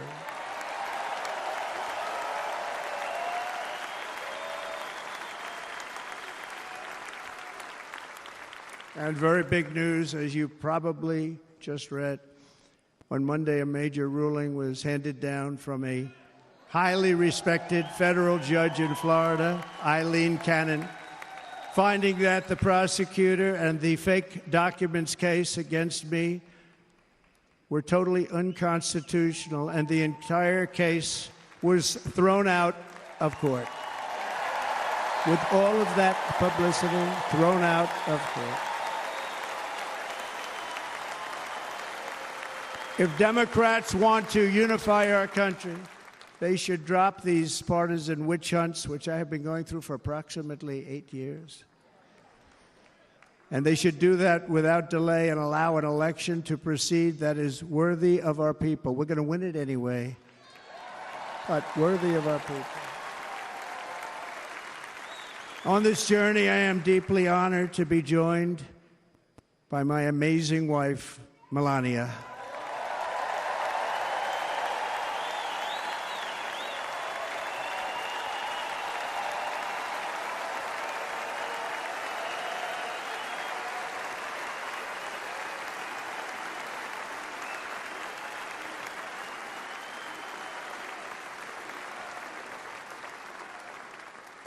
And Melania, thank you very much. You also did something really beautiful, a letter to America calling for national unity, and it really took the Republican Party by surprise. I will tell you, it was beautiful.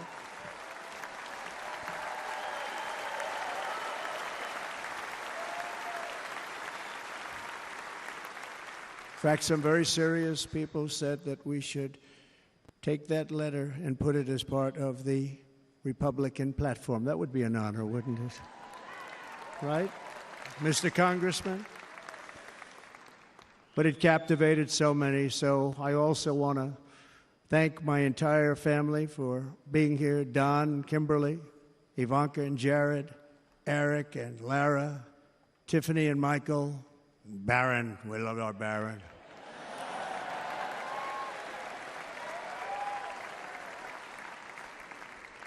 And of course, my 10 wonderful grandchildren. You saw a few of them up there on my lap before.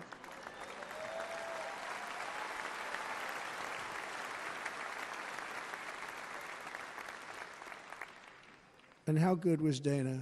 Was Dana good? I mean, was he good?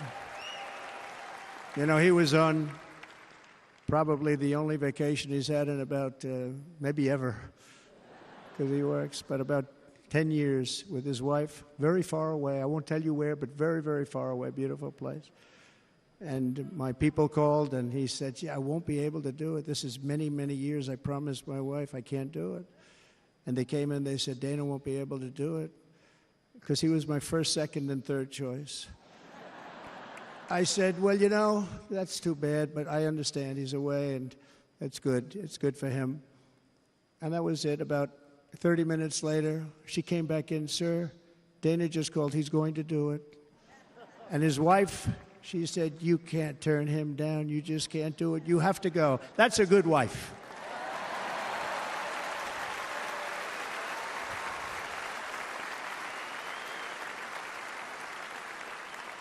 So he got on a plane. He got here a little while ago. Now he's going to get on the plane in a little while, and he's going to go back home to his wife.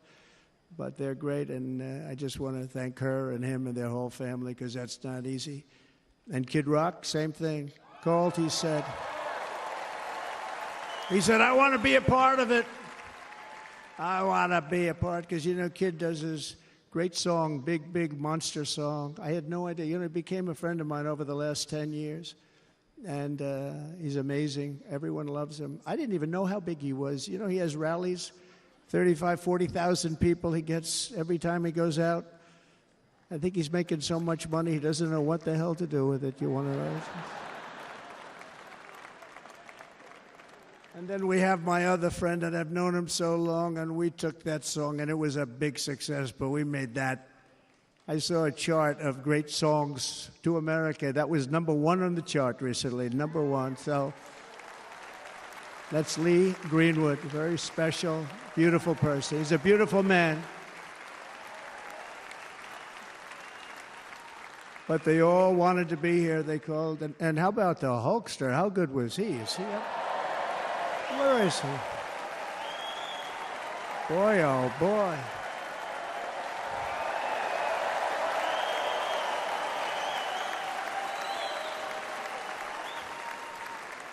They may call that entertainment. I know about entertainment, but when he used to lift a 350-pound man over his shoulders and then bench press him 2 rows into the audience, I say, maybe entertainment, but he is one strong son of a gun. I will tell you, I watched it many times.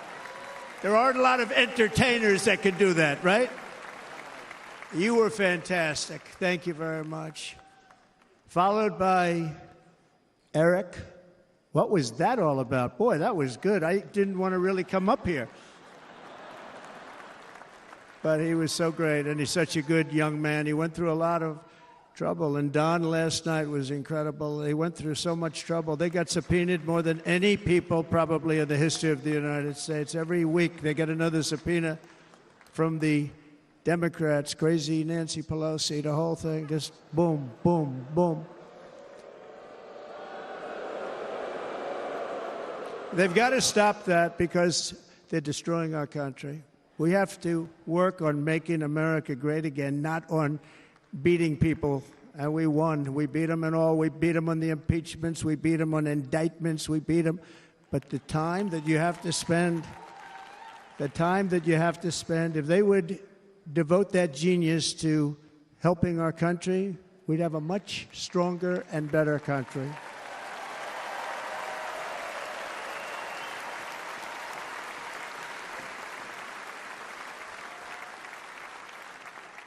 And Jason, the biggest star in country music. Jason, thank you for being here. Jason, thank you very much. Jason Aldean, he's good. I like his wife even better, by the way. She's here. Thank you, Jason. But I'm thrilled to have a new friend and partner fighting by my side. The next Vice President of the United States, the current Senator from Ohio, J.D. Vance, and his incredible wife, Usha.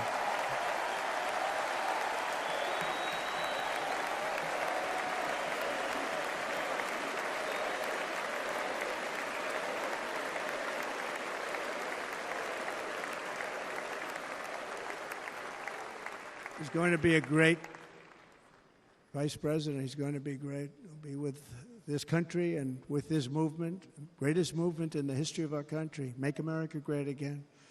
When they criticize it, they say, we're going to try and stop MAGA. I said, MAGA is Make America Great Again. What are you going to stop? There's nothing to stop. Then they say, oh, that's right. It's very tough to fight it. And all of the people that did try and fight it have failed. But he's going to be with us for a long time, and it was an honor to select him. Great, great student at Yale. His wife was a great student at Yale. They met at Yale. These are two smart people.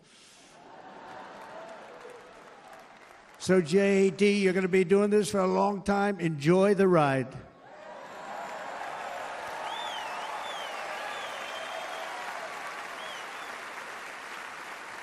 And a very special thank you to the extraordinary people of Milwaukee and the great state of...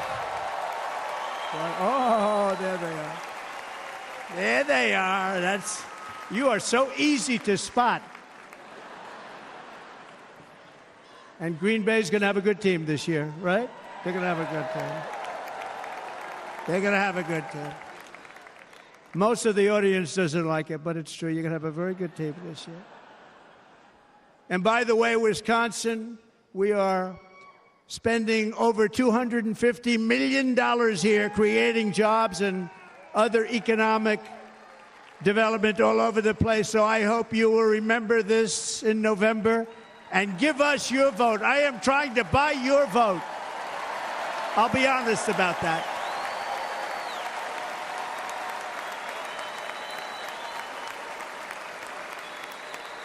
And I promise we will make Wisconsin great again. We're going to make it.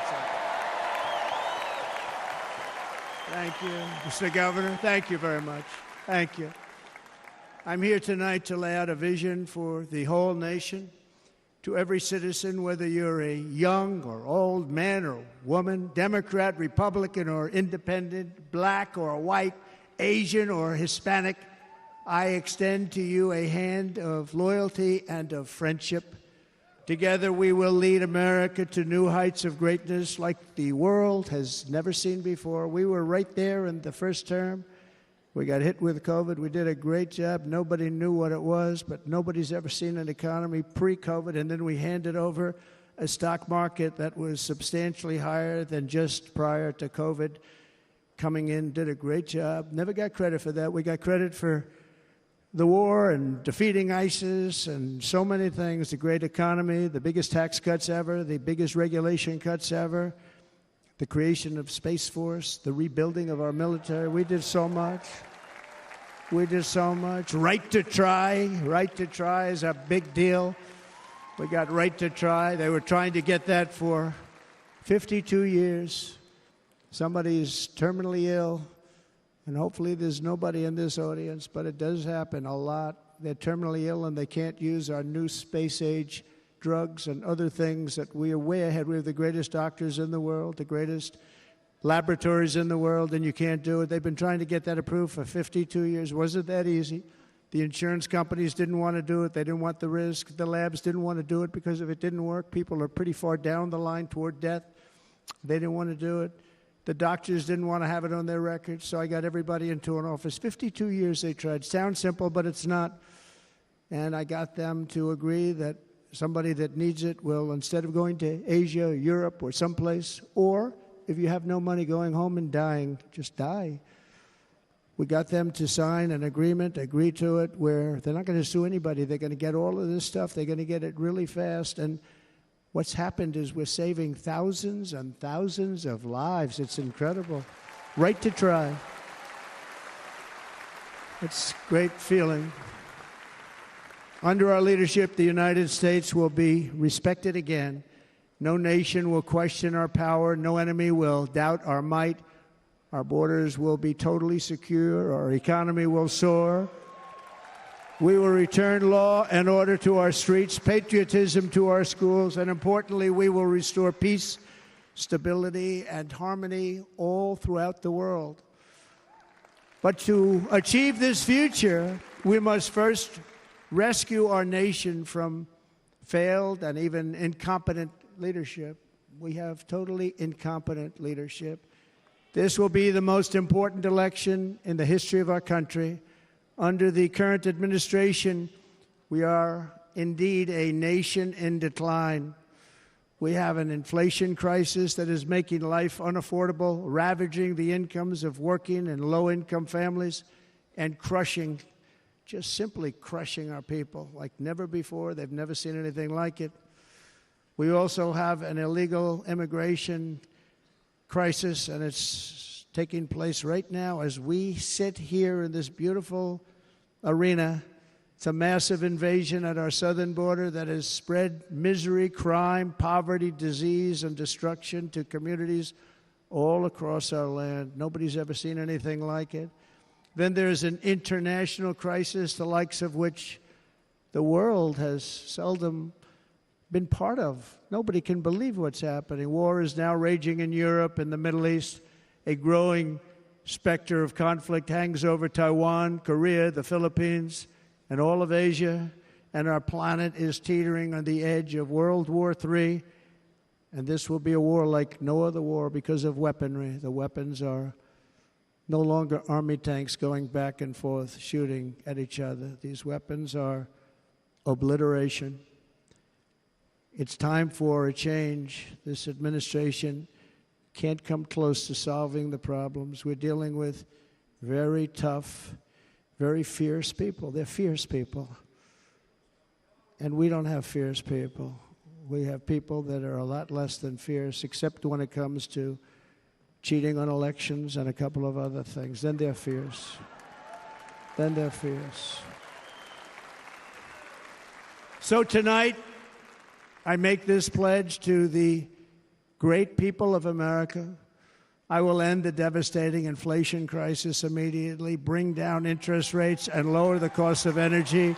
We will drill, baby, drill.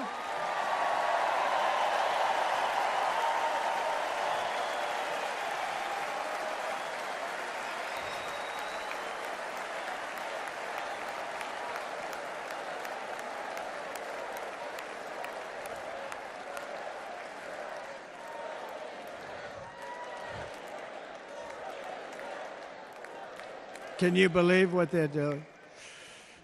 But by doing that, we will lead a large-scale decline in prices. Prices will start to come down. Energy raised it. They took our energy policies and destroyed them. Then they immediately went back to them, but by that time, so much was lost. But we will do it at levels that nobody's ever seen before, and we'll end lots of different things. We'll start paying off debt and start lowering taxes even further. We gave you the largest tax cut. We'll do it more. You know, people don't realize I brought taxes way down, way down, and yet we took in more revenues the following year than we did when the tax rate was much higher. Most people said, how did you do that? Because it was incentive. Everybody was coming to the country. They were bringing back billions and billions of dollars into our country. The companies made it impossible to bring it back. The tax rate was too high, and the legal complications were far too great. I changed both of them, and hundreds of billions of dollars by Apple and so many other companies were brought back into our nation, and we had an economy the likes of which no nation had ever seen. China, we were beating them at levels that were incredible. And they know it. They know it. We'll do it again, but we'll do it even better. I will end the illegal immigration crisis by closing our border and finishing the wall, most of which I've already built.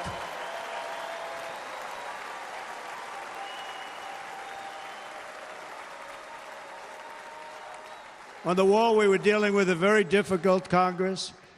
And I said, oh, that's okay. We won't go to Congress. I call it an invasion. We gave our military almost $800 billion. I said, I'm going to take a little of that money because this is an invasion. And we built, most of the wall is already built. And we built it through using the funds because what's better than that? We have to stop the invasion into our country that's killing hundreds of thousands of people a year. We're not going to let that happen. I will end every single international crisis that the current administration has created, including the horrible war with Russia and Ukraine, which would have never happened if I was president, and the war caused by the attack on Israel, which would have never happened if I was president. Iran was broke. Iran had no money. Now Iran has $250 billion. They made it all over the last 2.5 years. They were broke. I watched the other day on a show called Deface the Nation. Has anyone seen it? And they had a congressman who was a Democrat say, well, whether you like him or not, Iran was broke dealing with Trump. I told China and other countries, if you buy from Iran, we will not let you do any business in this country, and we will put tariffs on every product you do send in of 100% or more. And they said to me, well, I think that's about it. They weren't going to buy any oil. And they were ready to make a deal. Iran was going to make a deal with us. And then we had that horrible, horrible result that we'll never let happen again. The election result, we're never going to let that happen again. They used COVID to cheat. We're never going to let it happen again. And they took off all the sanctions, and they did everything possible for Iran. And now Iran is very close to having a nuclear weapon, which would have never happened. This is a shame what this administration, the damage that this administration has done. And I say it often, if you took the 10 worst presidents in the history of the United States, think of it, the 10 worst, added them up, they will not have done the damage that Biden has done. Only going to use the term once. Biden. I'm not going to use the name anymore, just one time. The damage that he's done to this country is unthinkable. It's unthinkable. Together we will restore vision, strength, competence, and we're going to have a thing called common sense making most of our decisions, actually. It's all common sense. Just a few short years ago, under my presidency, we had the most secure border and best economy in the history of our country, in the history of the world. We had the greatest economy in the history of the world. We had never done anything like it. We were beating every country, including China, by leaps and bounds. Nobody had seen anything like it. We had no inflation. Soaring incomes were going. Nobody can believe it. You can't believe what happened 4 years ago is happening now in reverse. And the world was at peace. Inflation has been a killer for our country. No matter what you make it, it doesn't matter because inflation is eating you alive. People that were putting away money, they were making great wages, the highest they've ever made, but they were putting away a lot of money. Now they are just being destroyed. They're not putting away anything. They're barely living. They're going into savings accounts. They're taking out their money to live because of inflation. Inflation, remember, it's called a country buster. You can go back to Germany from 100 years ago. You can go back to any country that suffered great inflation. We've suffered the worst inflation we've ever had. But go back and see what's happened to those countries. We've had the worst inflation we've ever had under this person. But in less than 4 years, our opponents have turned incredible success into unparalleled tragedy and failure. It's been a tremendous failure. Today, our cities are flooded with illegal aliens. Americans are being squeezed out of the labor force, and their jobs are taken. And by the way, you know who's taking the jobs that are created? 107% of those jobs are taken by illegal aliens. And you know who's being hurt the most by millions of people pouring into our country? The black population and the Hispanic population, because they're taking the jobs from our black population, our Hispanic population, and they're also taking them from unions. The unions are suffering because of it. Thank you. Thank you. I like you too. Thank you very much. Inflation has wiped out the life savings of our citizens and forced the middle class into a state of depression and despair. That's what it is. It's despair and depression. We cannot and will not let this continue. Less than 4 years ago, we were a great nation, and we will soon be a great nation again. We're going to be a great nation again.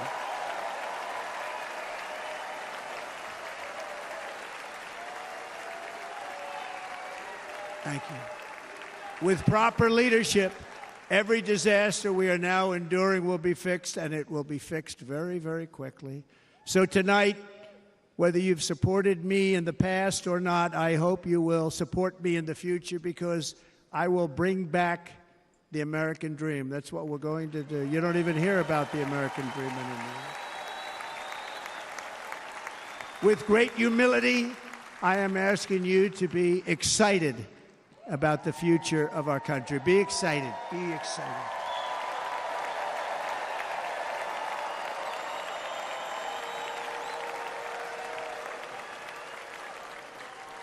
And by the way, the news reports, look at all of those big networks. Look at them. They're all here. But every one of them has said this could be the most organized, best run, and most enthusiastic convention of either party that they've ever seen. Every single one.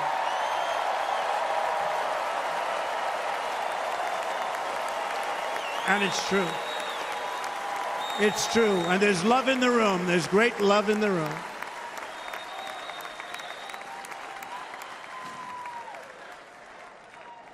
So I better finish strong. Otherwise, we'll blow it. And we can't let that happen. Now, this was great. All of the great people that spoke, and everybody hit a home run. I mean, there's not one that I can think of where I said, oh, gee, that wasn't great. Every single person. I refuse to be the only one. Don't do that to me. They're already getting ready. See, I gave them an idea. Now, this was a great convention. This was, I think we're actually going to go home and miss it. You know, usually with a convention, first of all, look at these crowds. You'd never have this at a convention. Look at these crowds.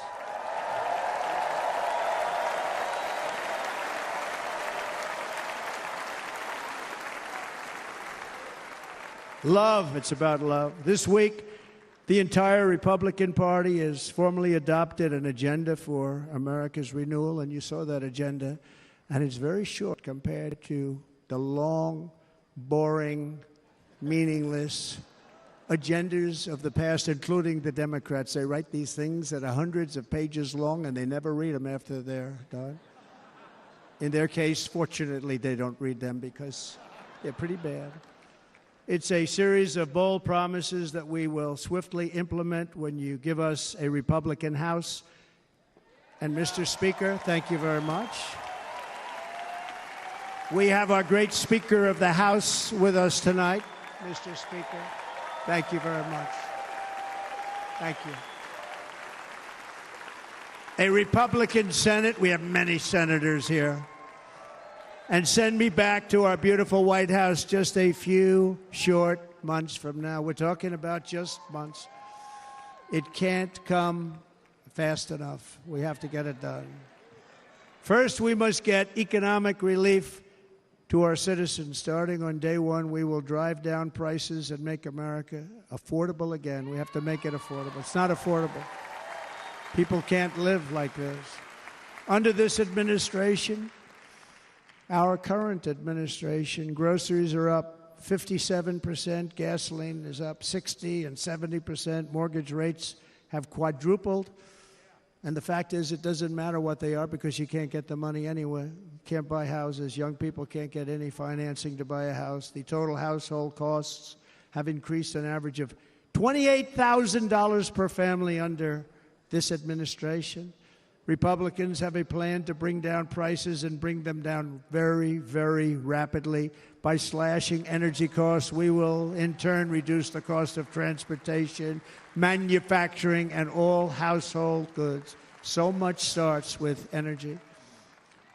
And remember, we have more liquid gold under our feet than any other country by far. We are a nation that has the opportunity to make an absolute fortune with its energy. We have it, and China doesn't. Under the Trump administration just 3.5 years ago, we were energy independent. But soon we will actually be better than that. We will be energy dominant and supply not only ourselves, but we will supply the rest of the world with numbers that nobody has ever seen, and we will reduce our debt, $36 trillion. We will start reducing that, and we will also reduce your taxes still further. Next, and by the way, they want to raise your taxes 4 times, think of it. And all my life I grew up watching politicians. I always loved politics, I guess. I was on the other side. I'd watch and they were always talking about, we will give you a tax cut. We will give you a tax cut. My whole life I was watching, I will give you a tax cut, right, Mr. Congressman? That's all they talked about. This is the only administration that said, we're going to raise your taxes by 4 times what you're paying now, and people are supposed to vote for them? I've never heard it. You're paying too much. We're going to reduce your taxes still further. We gave you the biggest one, as I said. We're going to give you more, and it's going to lead to tremendous growth. We want growth in our country. That's what's going to pay off our debt.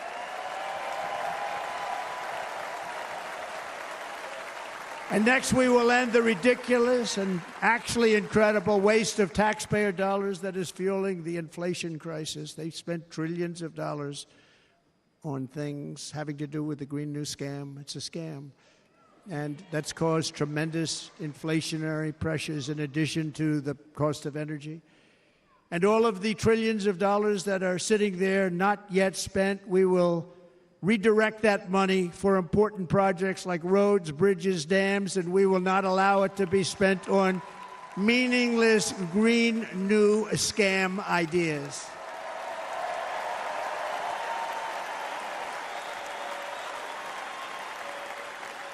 And I will end the electric vehicle mandate on day 1.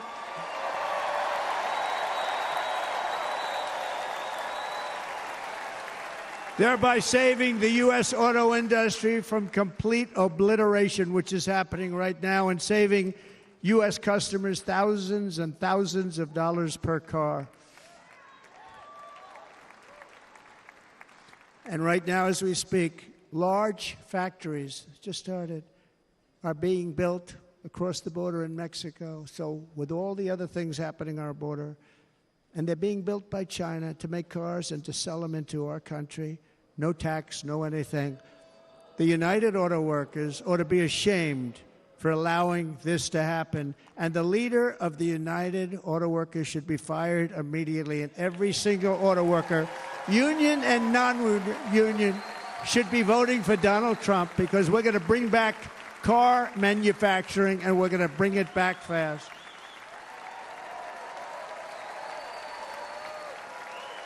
They're building some of the largest auto plants anywhere in the world. Think of it, in the world. We're going to bring it back. We're going to make them. We don't mind that happening, but those plants are going to be built in the United States, and our people are going to man those plants.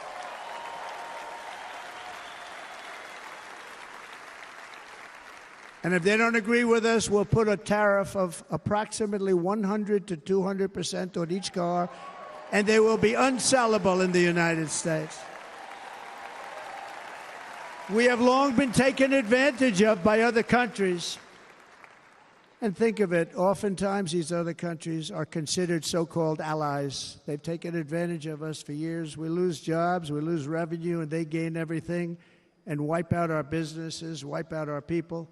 I stopped it for 4 years. I stopped it, and we're really ready to make changes like nobody had seen before. And remember, USMCA, I got rid of NAFTA, the worst trade deal ever made, and replaced it with USMCA, which is, they say, the best trade deal ever made. Actually, probably the best trade deal was the deal I made with China, where they buy $50 billion worth of our product. They were buying nothing. They buy $50 billion worth. They had to. But I don't even talk about it because of COVID. I don't even mention it, frankly, because of what happened with the China virus.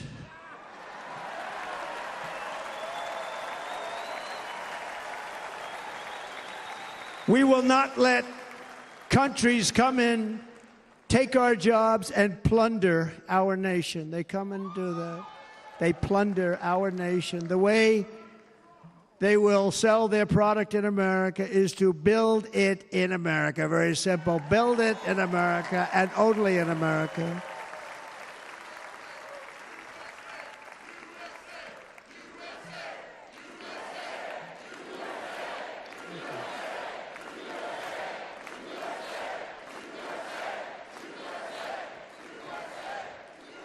And this very simple formula in Congress has to go along with us, and they will. This very simple formula will create massive numbers of jobs. We will take over the auto industry again, and many, many hundreds of thousands of jobs. We lost so many jobs over the years. If you go back 20, 25 years, they've stolen, going to China and Mexico, about 68% of our auto industry manufacturing jobs. We're going to get them all back. We're going to get them all back, every one of them. At the center of our plan for economic relief are massive tax cuts for workers that include something else that's turned out to be very popular, actually. Here it's very popular in this building and all those hotels that I saw that are so nice. I'm staying in a nice one. It's called no tax on tips. No tax on tips. No tax on tips.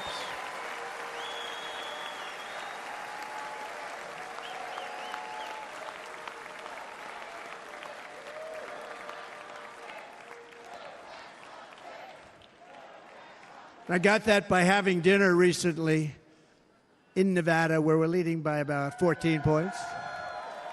Hello. I'll see you there very soon, everybody. And we're having dinner at a beautiful restaurant in the Trump building on the Strip, and it's a great building, and the waitress comes over. How's everything going? A really nice person. How's everything? Oh, sir, it's so tough. The government's after me all the time on tips, tips, tips. I said, well, they give you cash. Would they be able to find him? She said, actually, and I didn't know this, she said, very little cash is given. It's all put right on the check. And they come in and they take so much of our money, it's just ridiculous. And they don't believe anything we say. And they've just hired, as you know, 88,000 agents to go after him even more. And I said, this shows the level of my, most people go out, they hire consultants, they pay them millions of dollars. But I said to her, let me just ask you a question. Would you be happy if you had no tax on tips? She said, what a great idea. I got my information from a very smart waitress. That's better than spending millions of dollars. And everybody loves it. Waitresses and caddies and drivers and everybody. It's a large group of people that are being really hurt badly. They make money, let them keep their money. I'm going to protect Social Security and Medicare. Democrats are going to destroy Social Security and Medicare because all of these people, by the millions they're coming in, they're going to be on Social Security and Medicare and other things, and you're not able to afford it. They are destroying your Social Security and your Medicare. Under my plan, incomes will skyrocket, inflation will vanish completely, jobs will come roaring back, and the middle class will prosper like never, ever before, and we're going to do it very rapidly.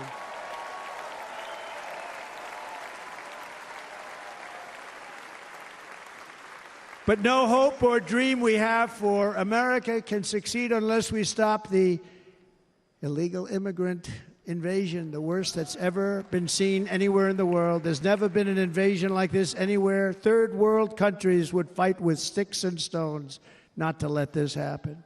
The invasion at our southern border, we will stop it, and we will stop it quickly. You heard Tom Homan yesterday. Tom Homan, put him in charge and just sit back and watch.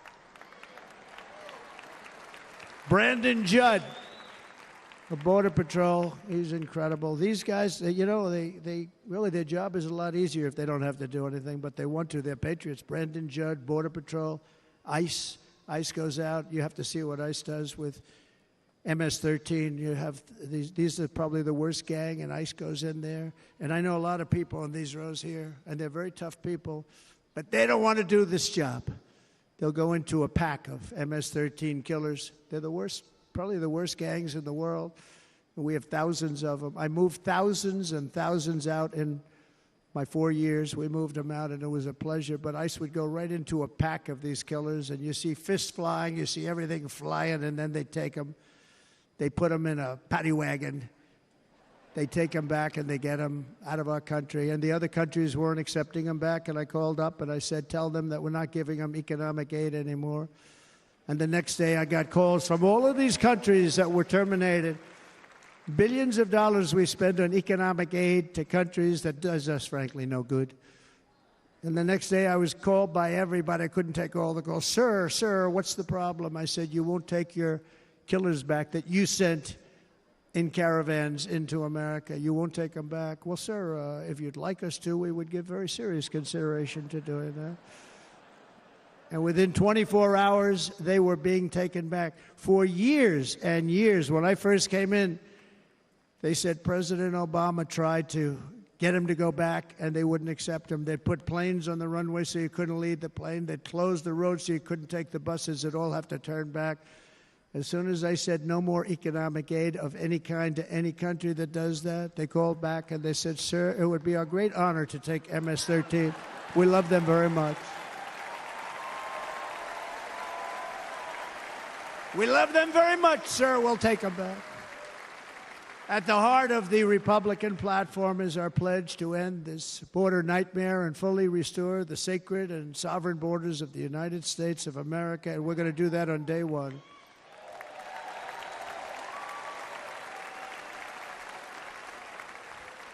That means two things on day one, right? Drill, baby, drill, and close our borders.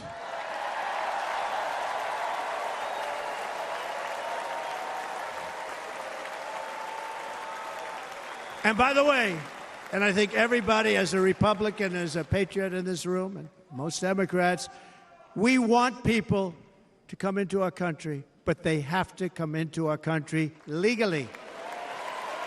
Legally. Less than 4 years ago, I handed this administration the strongest border in American history. But you can see on the chart that saved my life, that was the chart that saved my life. I said, look it, I'm so proud of it. I think it's one of the greatest, it was done by the Border Patrol, one of the greatest charts I've ever seen. It showed everything just like that. You know the chart. Oh, there it is. That's pretty good. Wow. Last time I put up that chart, I never really got to look at it. But without that chart, I would not be here today.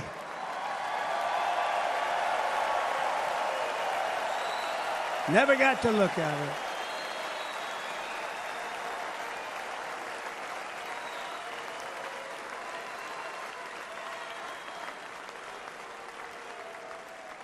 I said, you got to see this chart. I was so proud of it, and by the time I got to there, I never got to see it that day. But I'm seeing it now, and I was very proud. If you look at the arrow on the bottom, that's the lowest level, the one on the bottom, heavy red arrow. That's the lowest level of illegal immigrants ever to come into our country in recorded history, right there. Right there. And that was my last week in office. And then you see what happened after I left. Look at the rest. And if you go out a little bit further, it's getting to be a little bit old, but I love it anyway, right? But you can go much higher with those numbers. Look what happened right after that. The invasion began. We had the opposite. We stopped the invasion. But the invasion that we stopped was peanuts by comparison to what happened after I left. Look at what happened after I left. They took over our country. We ended all catch and release. We shut down asylum fraud. We stopped human trafficking and forged historic agreements to keep illegal aliens on foreign soil. We want them to stay on their soil. Under the Trump administration, if you came in illegally, you were apprehended immediately and you were deported. You went right back. The current administration terminated every single one of those great Trump policies that I put in place to seal the border. I wanted a sealed border. Again, come in, but come in legally. You know how unfair it is? So many people, hundreds of thousands of people, have been working for years to come into our country. And now they see these people pour into our country at levels that are unprecedented. It's so unfair.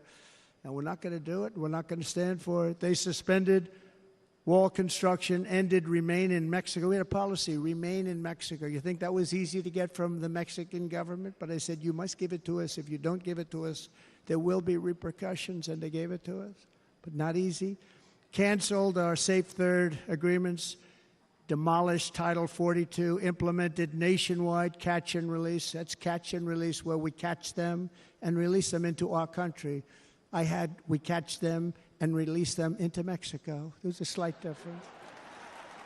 And took 93, this is the previous administration, 93 executive actions to throw open our border to the world. The entire world is pouring into our country because of this very foolish administration. The greatest invasion in history is taking place right here in our country. They are coming in from every corner of the earth, not just from South America, but from Africa, Asia, the Middle East. They're coming from everywhere. They're coming at levels that we've never seen before. It is an invasion indeed, and this administration does absolutely nothing to stop them. They're coming from prisons. They're coming from jails. They're coming from mental institutions and insane asylums. You know, the press is always on me because I say this. Has anyone seen Silence of the Lambs? The late, great Hannibal Lecter. He'd love to have you for dinner. That's insane asylums. They're emptying out their insane asylums. And terrorists are coming in at numbers that we've never seen before. Bad things are going to happen. Meanwhile, our crime rate is going up, while crime statistics all over the world are going down, because they're taking their criminals and they're putting them into our country. A certain country, and I happen to like the president of that country very much, but he's been getting great publicity because he's a wonderful shepherd of the country. He says how well the country's doing because their crime rate is down. And he said he's training all of these rough people. They're rough. He's training them. And I've been reading about this for 2 years. I think, oh, that's wonderful. Let's take a look at it. But then I realized he's not training them. He's sending all of his criminals, his drug dealers, his people that are in jails, he's sending them all to the United States. And he's different in that he doesn't say that. He's trying to convince everybody what a wonderful job he does in running the country. Well, he doesn't do a wonderful job. And by the way, if I ran one of the countries, many countries from all over, I would be worse than any of them. I would have had the place totally emptied out already.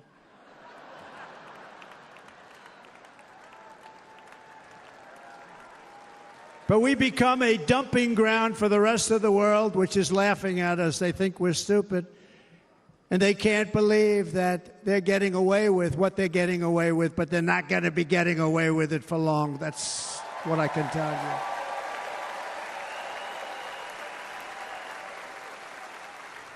you. In Venezuela, Caracas, high crime. Caracas, Venezuela.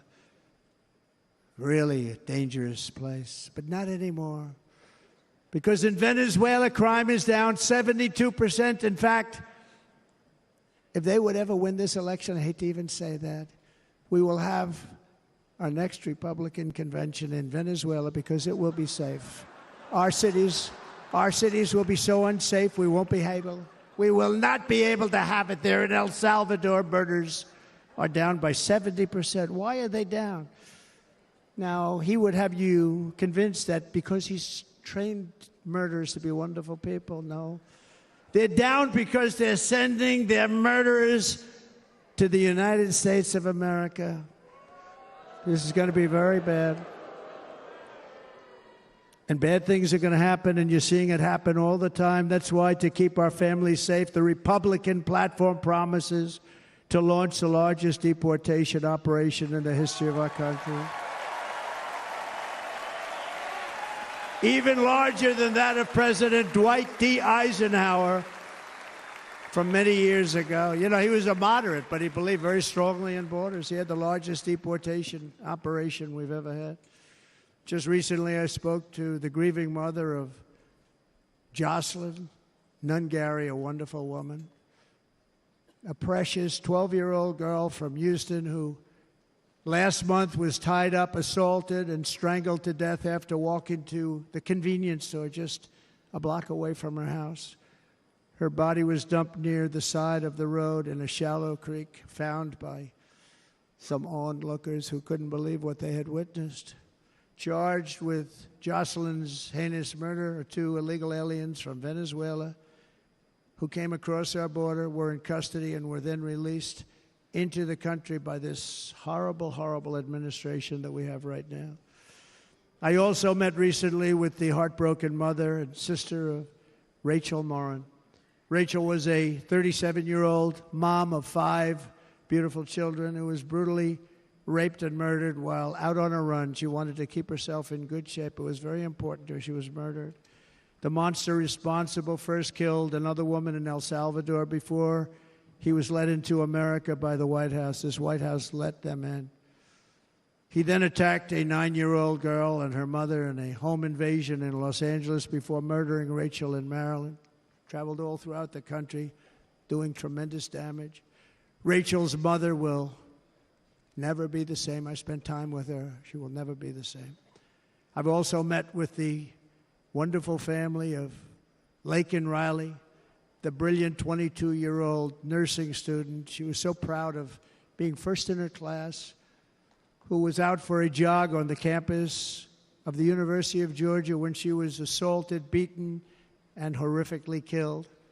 Yet another American life was stolen by a criminal alien set free by this administration. And these were incredible people we're talking about. These were incredible people who died. Tonight, America, this is my vow. I will not let these killers and criminals into our country.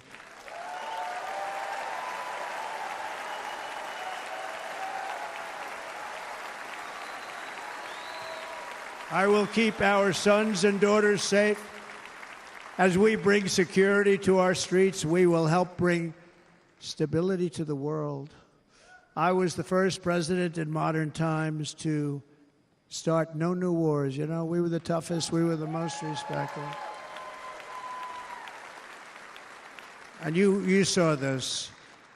Hungry, strong country, run by a very powerful, tough leader. Tough guy. Press doesn't like him because he's tough. And he came out recently. They were asking him at an interview, the whole world is exploding. What's happening? What's going on? Viktor Orban, Prime Minister of Hungary, very tough man. He said, I don't want people coming into my country and blowing up our shopping centers and killing people. But they said to him, tell us what's going wrong, what's happening, what is it? He said, there's only one way you're going to solve it. You got to bring President Trump back to the United States because he kept everybody at bay.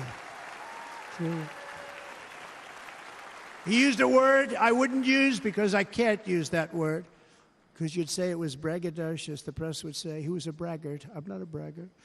But Viktor Orban said it. He said Russia was afraid of him. China was afraid of him. Everybody was afraid of him. Nothing was going to happen. The whole world was at peace. And now the world is blowing up around us. All of these things that you read about were not going to happen. Under President Bush, Russia invaded Georgia. Under President Obama, Russia took Crimea. Under the current administration, Russia is after all of Ukraine. Under President Trump, Russia took nothing.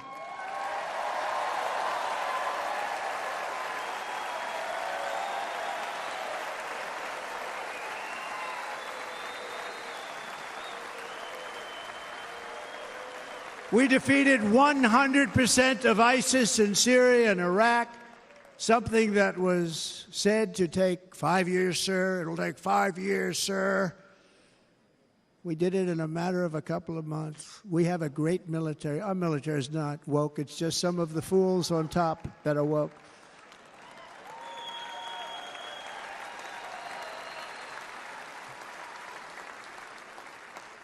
I got along very well. North Korea, Kim Jong-un, I got along very well with him. The press hated when I said that. How could you get along with him? Well, you know, it's nice to get along with somebody who has a lot of nuclear weapons or otherwise, isn't it? See, in the old days, they'd say, that's a wonderful thing. Now they say, how can you possibly do that? But no, I got along with him, and we stopped the missile launches from North Korea. Now North Korea is acting up again, but when we get back, I get along with him. He'd like to see me back, too. I think he misses me, if you want to know the truth. Our opponents inherited a world at peace and turned it into a planet of war. We're in a planet of war. Look at that attack on Israel. Look at what's happening with Ukraine. The cities are just bombed out. How can people live like that where buildings, massive buildings, are falling to the ground? It began to unravel with the disastrous withdrawal from Afghanistan, the worst humiliation in the history of our country. We have never had a humiliation like that. 13 heroic U.S. service members were tragically and needlessly killed. 45 others were horrifically wounded. Nobody ever talks about them. No arms, no legs, face explosions, horrifically wounded. And by the way, we have a man in this room who's running for the U.S. Senate from a great state, Nevada, named Sam Brown, who paid the ultimate price. Thank you, Sam. Thank you, Sam. Thank you. He paid the biggest price probably ever paid by anybody that is running for office, and I think he's going to do great. He's running against a person that is not good, not respected, a total lightweight. But Sam, I think, paid, really, we were talking about it with some of the senators that are working so hard for Sam, but he paid the biggest price of any senator ever to run for the Senate. I don't think anybody's ever what he did. He was a real hero, a really great person, and he's running, and I hope that everybody gets out and votes for Sam Brown.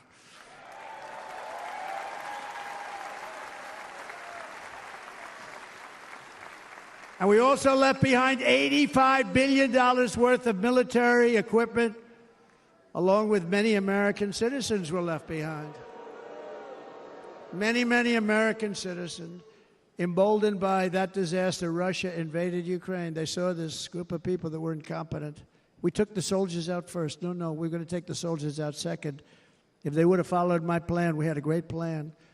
But the plan only kicked in if they did everything perfectly, and they weren't doing things perfectly, so we said it doesn't kick in. You know, 18 months in Afghanistan, we didn't have one, so they were killing them left and right, snipers. And I spoke to the head of the Taliban. You've heard this story. Abdul, still there, still the head of the Taliban. The press got on me, why would you speak to him? I said, because that's where the killing is. I don't have to speak to somebody that has nothing to do with it. And I told him, don't ever do that. Don't ever do that again. Don't ever do that again. You've got to stop. Because during the Obama administration, many great people and soldiers, but a lot of soldiers were being killed from long distance. I said, if you keep doing that, you're going to be hit harder than anybody's ever been hit by a country before.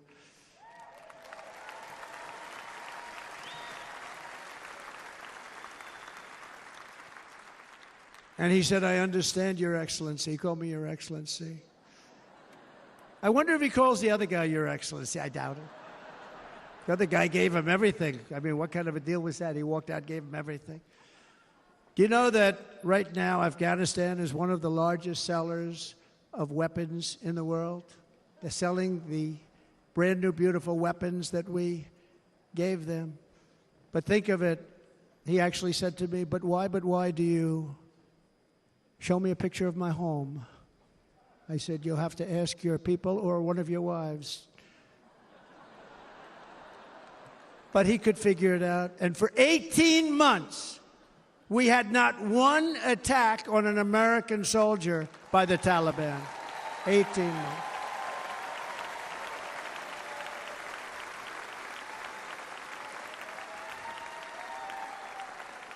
And then we had that horrible day where soldiers were killed. I was not there because of a ridiculous election. But we had that horrible attack.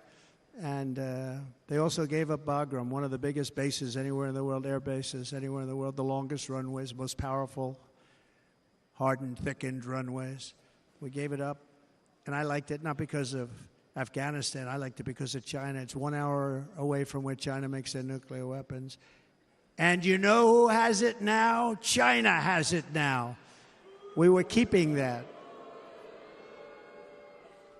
And now China is likewise circling Taiwan, and Russian warships and nuclear submarines are operating 60 miles off the coast in Cuba. Do you know that? No, the press refuses to write about it. If that were me running this country and we had nuclear submarines in Cuba, I will tell you that headlines every day would be, what's wrong with our president? You don't even hear this. You're not hearing about this.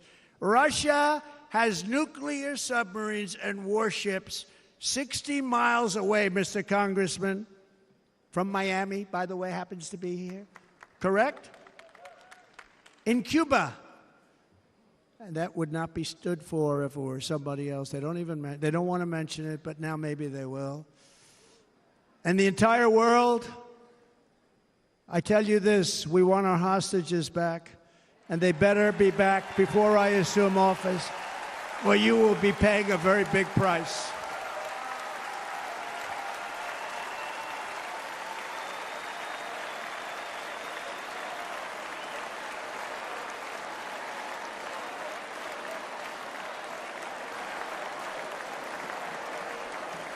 With our victory in November, the years of war, weakness, and chaos will be over. I don't have wars. I had no wars other than ISIS, which I defeated, but that was a war that was started. We had no wars. I could stop wars with a telephone call.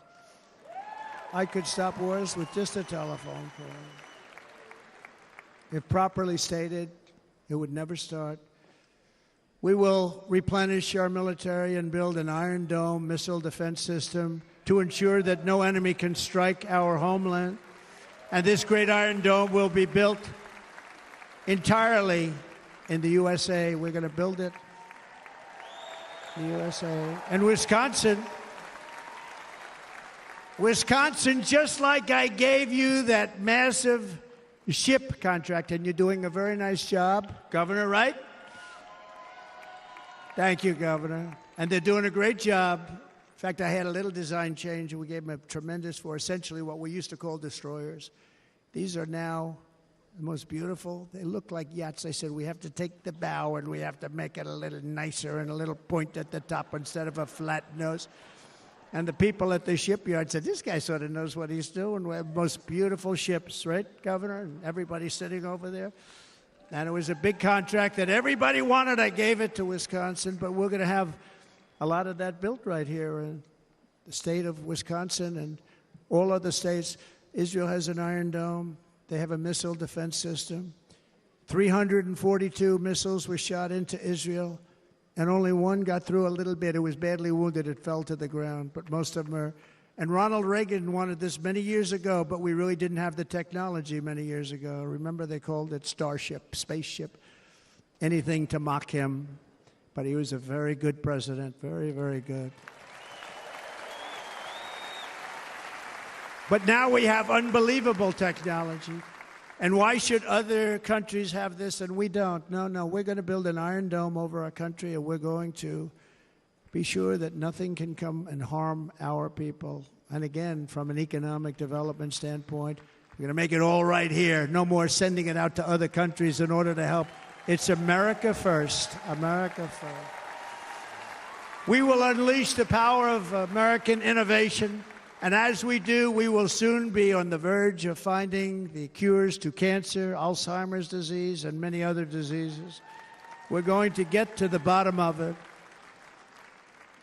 You remember this gentleman that I don't want to mention other than one time I had to, because when you say the 10 worst, I had to do it. I didn't want anybody to be confused. But this man said, we're going to find a cure to cancer. Nothing happened. We're going to get to the cure for cancer and Alzheimer's and so many other things. We're so close to doing something great. but we need a leader that will let it be done. We will not have men playing in women's sports. That will end immediately.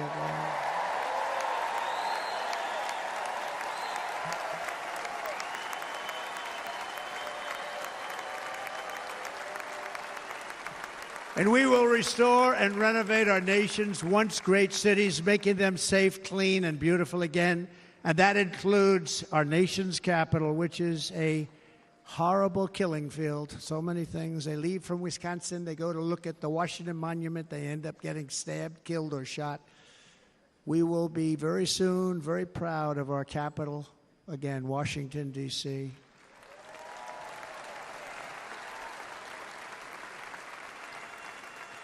America is on the cusp of a new golden age, but we will have the courage to seize it. We're going to take it. We're going to make it a current. We're going to bring this into a golden age like never seen before. Remember this, China wants to do it. Japan wants to do it. All of these countries want to do it. We have to produce massive amounts of energy if we're going to produce the new. If you look at some of the things that have been done, and some of the things that we're going to do. But AI needs literally twice the electricity that's available now in our country. Can you imagine? But instead, we're spending places where they recharge electric cars. They built 8 chargers at a certain location toward the Midwest. 8 chargers for $9 billion. Think of them as a tank for filling up your gas. Think of it. They spent $9 billion on 8 chargers, 3 of which didn't work. And if you were going to do this all over our country, this crazy electric mandate, if you're going to do this all, and by the way, I'm all for electric. They have their application. But if somebody wants to buy a gas-powered car, gasoline-powered car, or a hybrid, they're going to be able to do it. And we're going to make that change on day 1.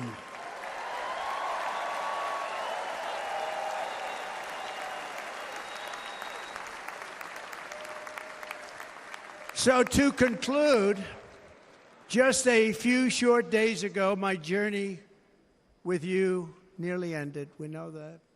And yet, here we are tonight, all gathered together, talking about the future, promise, and a total renewal of a thing we love very much. It's called America. We live in a world of miracles. None of us knows God's plan or where life's adventure will take us. I want to thank Franklin Graham for being here tonight. He's an outstanding man. He wrote me a note recently. I have a lot of respect for him. Sir, I love your storytelling. I think it's great in front of these big rallies. But, sir, please do me one favor. It won't make any difference. Please don't use any foul language. I was a little embarrassed. He said, it won't make any difference. Actually, it does. The story's not quite as good, but I've been very good. The story is not quite as good, to be honest. I've got to have a little talk with Franklin, but he was great. He's a great gentleman. His father was so incredible, Billy Graham. My father used to love taking me to see Billy Graham. My father would take me to see Billy Graham at Yankee Stadium. He had the biggest rallies you've ever seen. He was a good rally guy, too. But he'd get up, and he was a fantastic guy. My father loved Billy Graham. But I love Franklin Graham. I think Franklin's been fantastic, and I'm working so hard to adhere to his note to me. I'm working hard on it, Franklin. But if the events of last Saturday make anything clear, it is that every single moment we have on earth is a gift from God.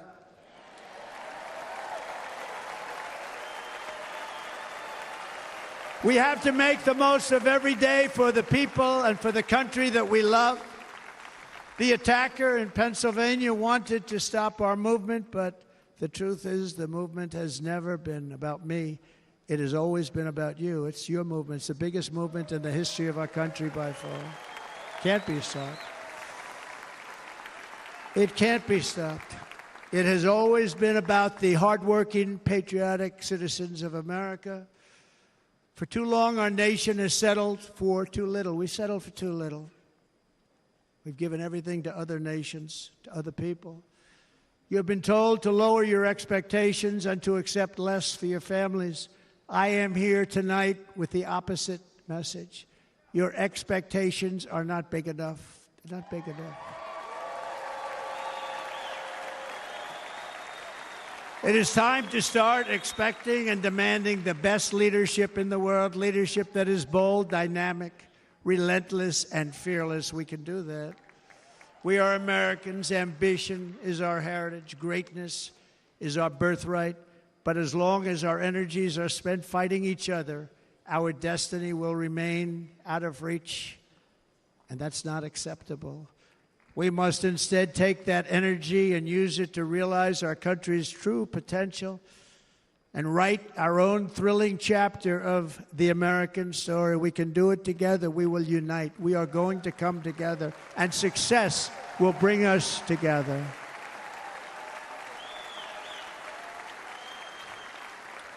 It is a story of love, sacrifice, and so many other things. And remember the word, devotion. It's unmatched devotion.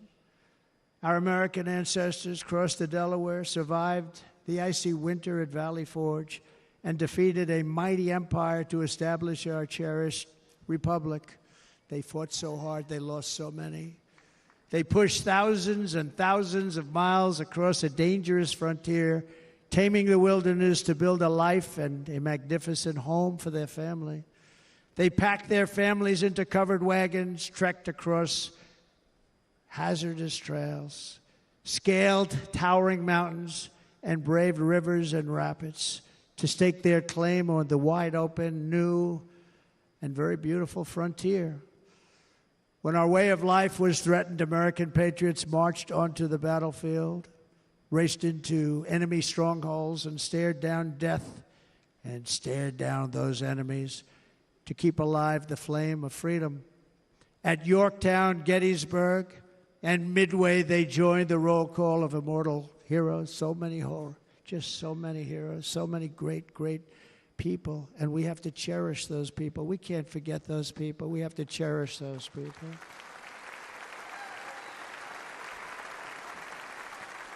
And building monuments to those great people is a good thing, not a bad thing. They saved our country. No challenge was too much. No hardship was too great. No enemy was too fierce. Together, these patriots soldiered on and endured, and they prevailed because they had faith in each other, faith in their country, and above all, they had faith in their God.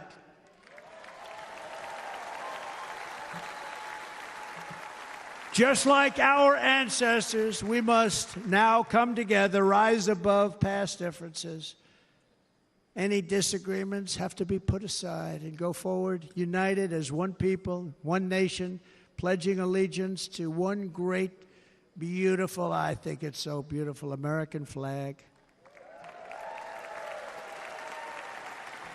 Tonight I ask for your partnership, for your support, and I am humbly asking for your vote. I want your vote. Going to make our country great again. Every day I will strive to honor the trust you have placed in me, and I will never, ever let you down. I promise that. I will never let you down. To all of the forgotten men and women who have been neglected, abandoned, and left behind, you will be forgotten no longer. We will press forward, and together we will win, win, win.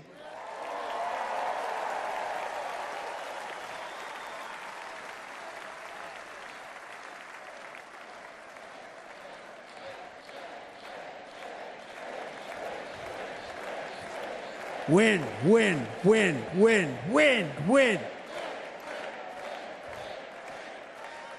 Nothing will sway us. Nothing will slow us, and no one will ever stop us.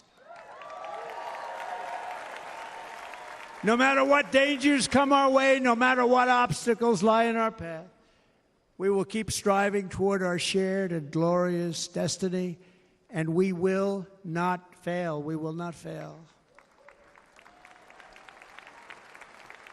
Together, we will save this country, we will restore the republic, and we will usher in the rich and wonderful tomorrows that our people so truly deserve.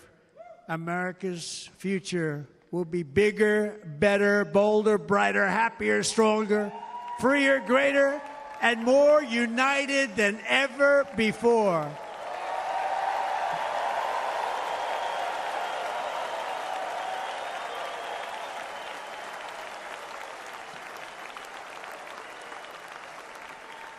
And quite simply put, we will very quickly make America great again.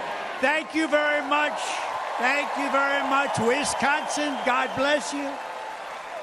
God bless you, Wisconsin, and God bless the United States of America, our great country. Thank you very much, everybody. Thank you.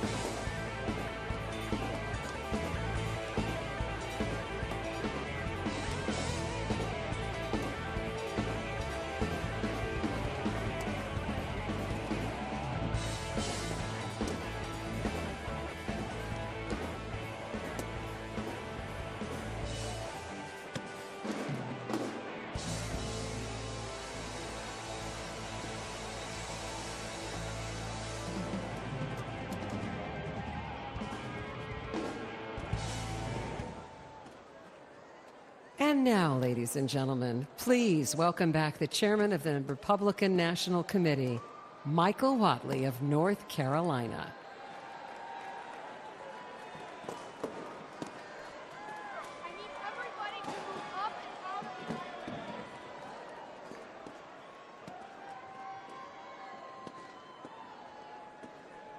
And now, to deliver this evening's benediction, please welcome Dr. Mario Dickens from Milwaukee.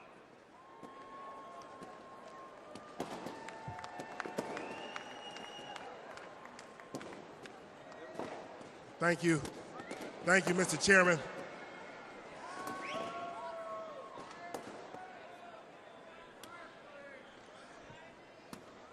I want to thank God for being here and granting me this opportunity to address the Republican National Convention 2024.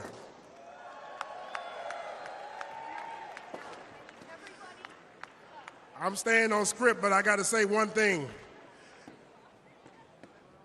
Just 4 hours ago, my granddaughter was born.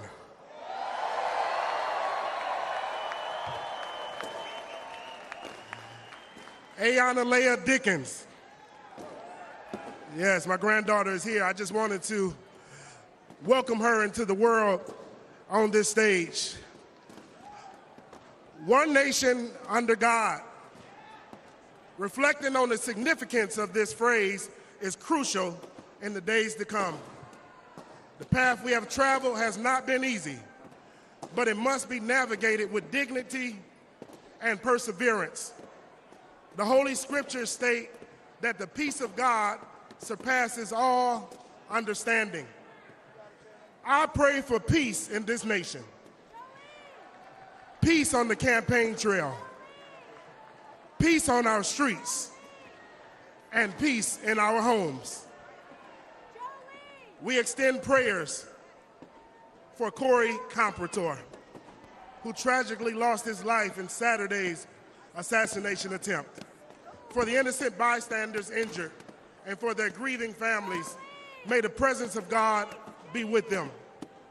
It is God who established governments, as explained in Romans 13, verse 1. And for that, we are grateful. My wife, Cherie, I love you. My parents and my children know that God is the ultimate answer. As you leave this Republican National Convention, do so with the confidence that He will guide your path and keep you in His grace. My hope is that we all find joy in the days to come and embrace leadership in the up-and-coming elections that will guide the next 4 years with wisdom and peace. So please stand with me as I end this prayer. I pledge allegiance to the flag of the United States of America and to the republic for which it stands, one nation under God, indivisible, with liberty and justice for all. In Jesus' name we pray. God, we give you the honor, the praise, and the glory. Hallelujah. President Trump, Senator Vance, may God lead you and guide you. Amen. Thank you. Thank you.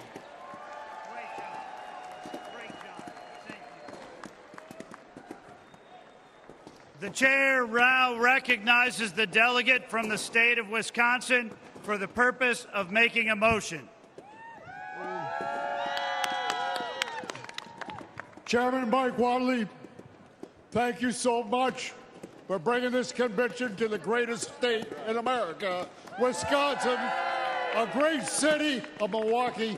It's been a great convention. I, Tommy Thompson, former governor of Wisconsin, along with my good friend, Governor Scott Walker, and our chairman, Chairman Brian Shimmy, the whole Republican delegation at this particular time wants to adjourn sine die the 2024 convention. Thank you, all of you, for coming. Drive safely home.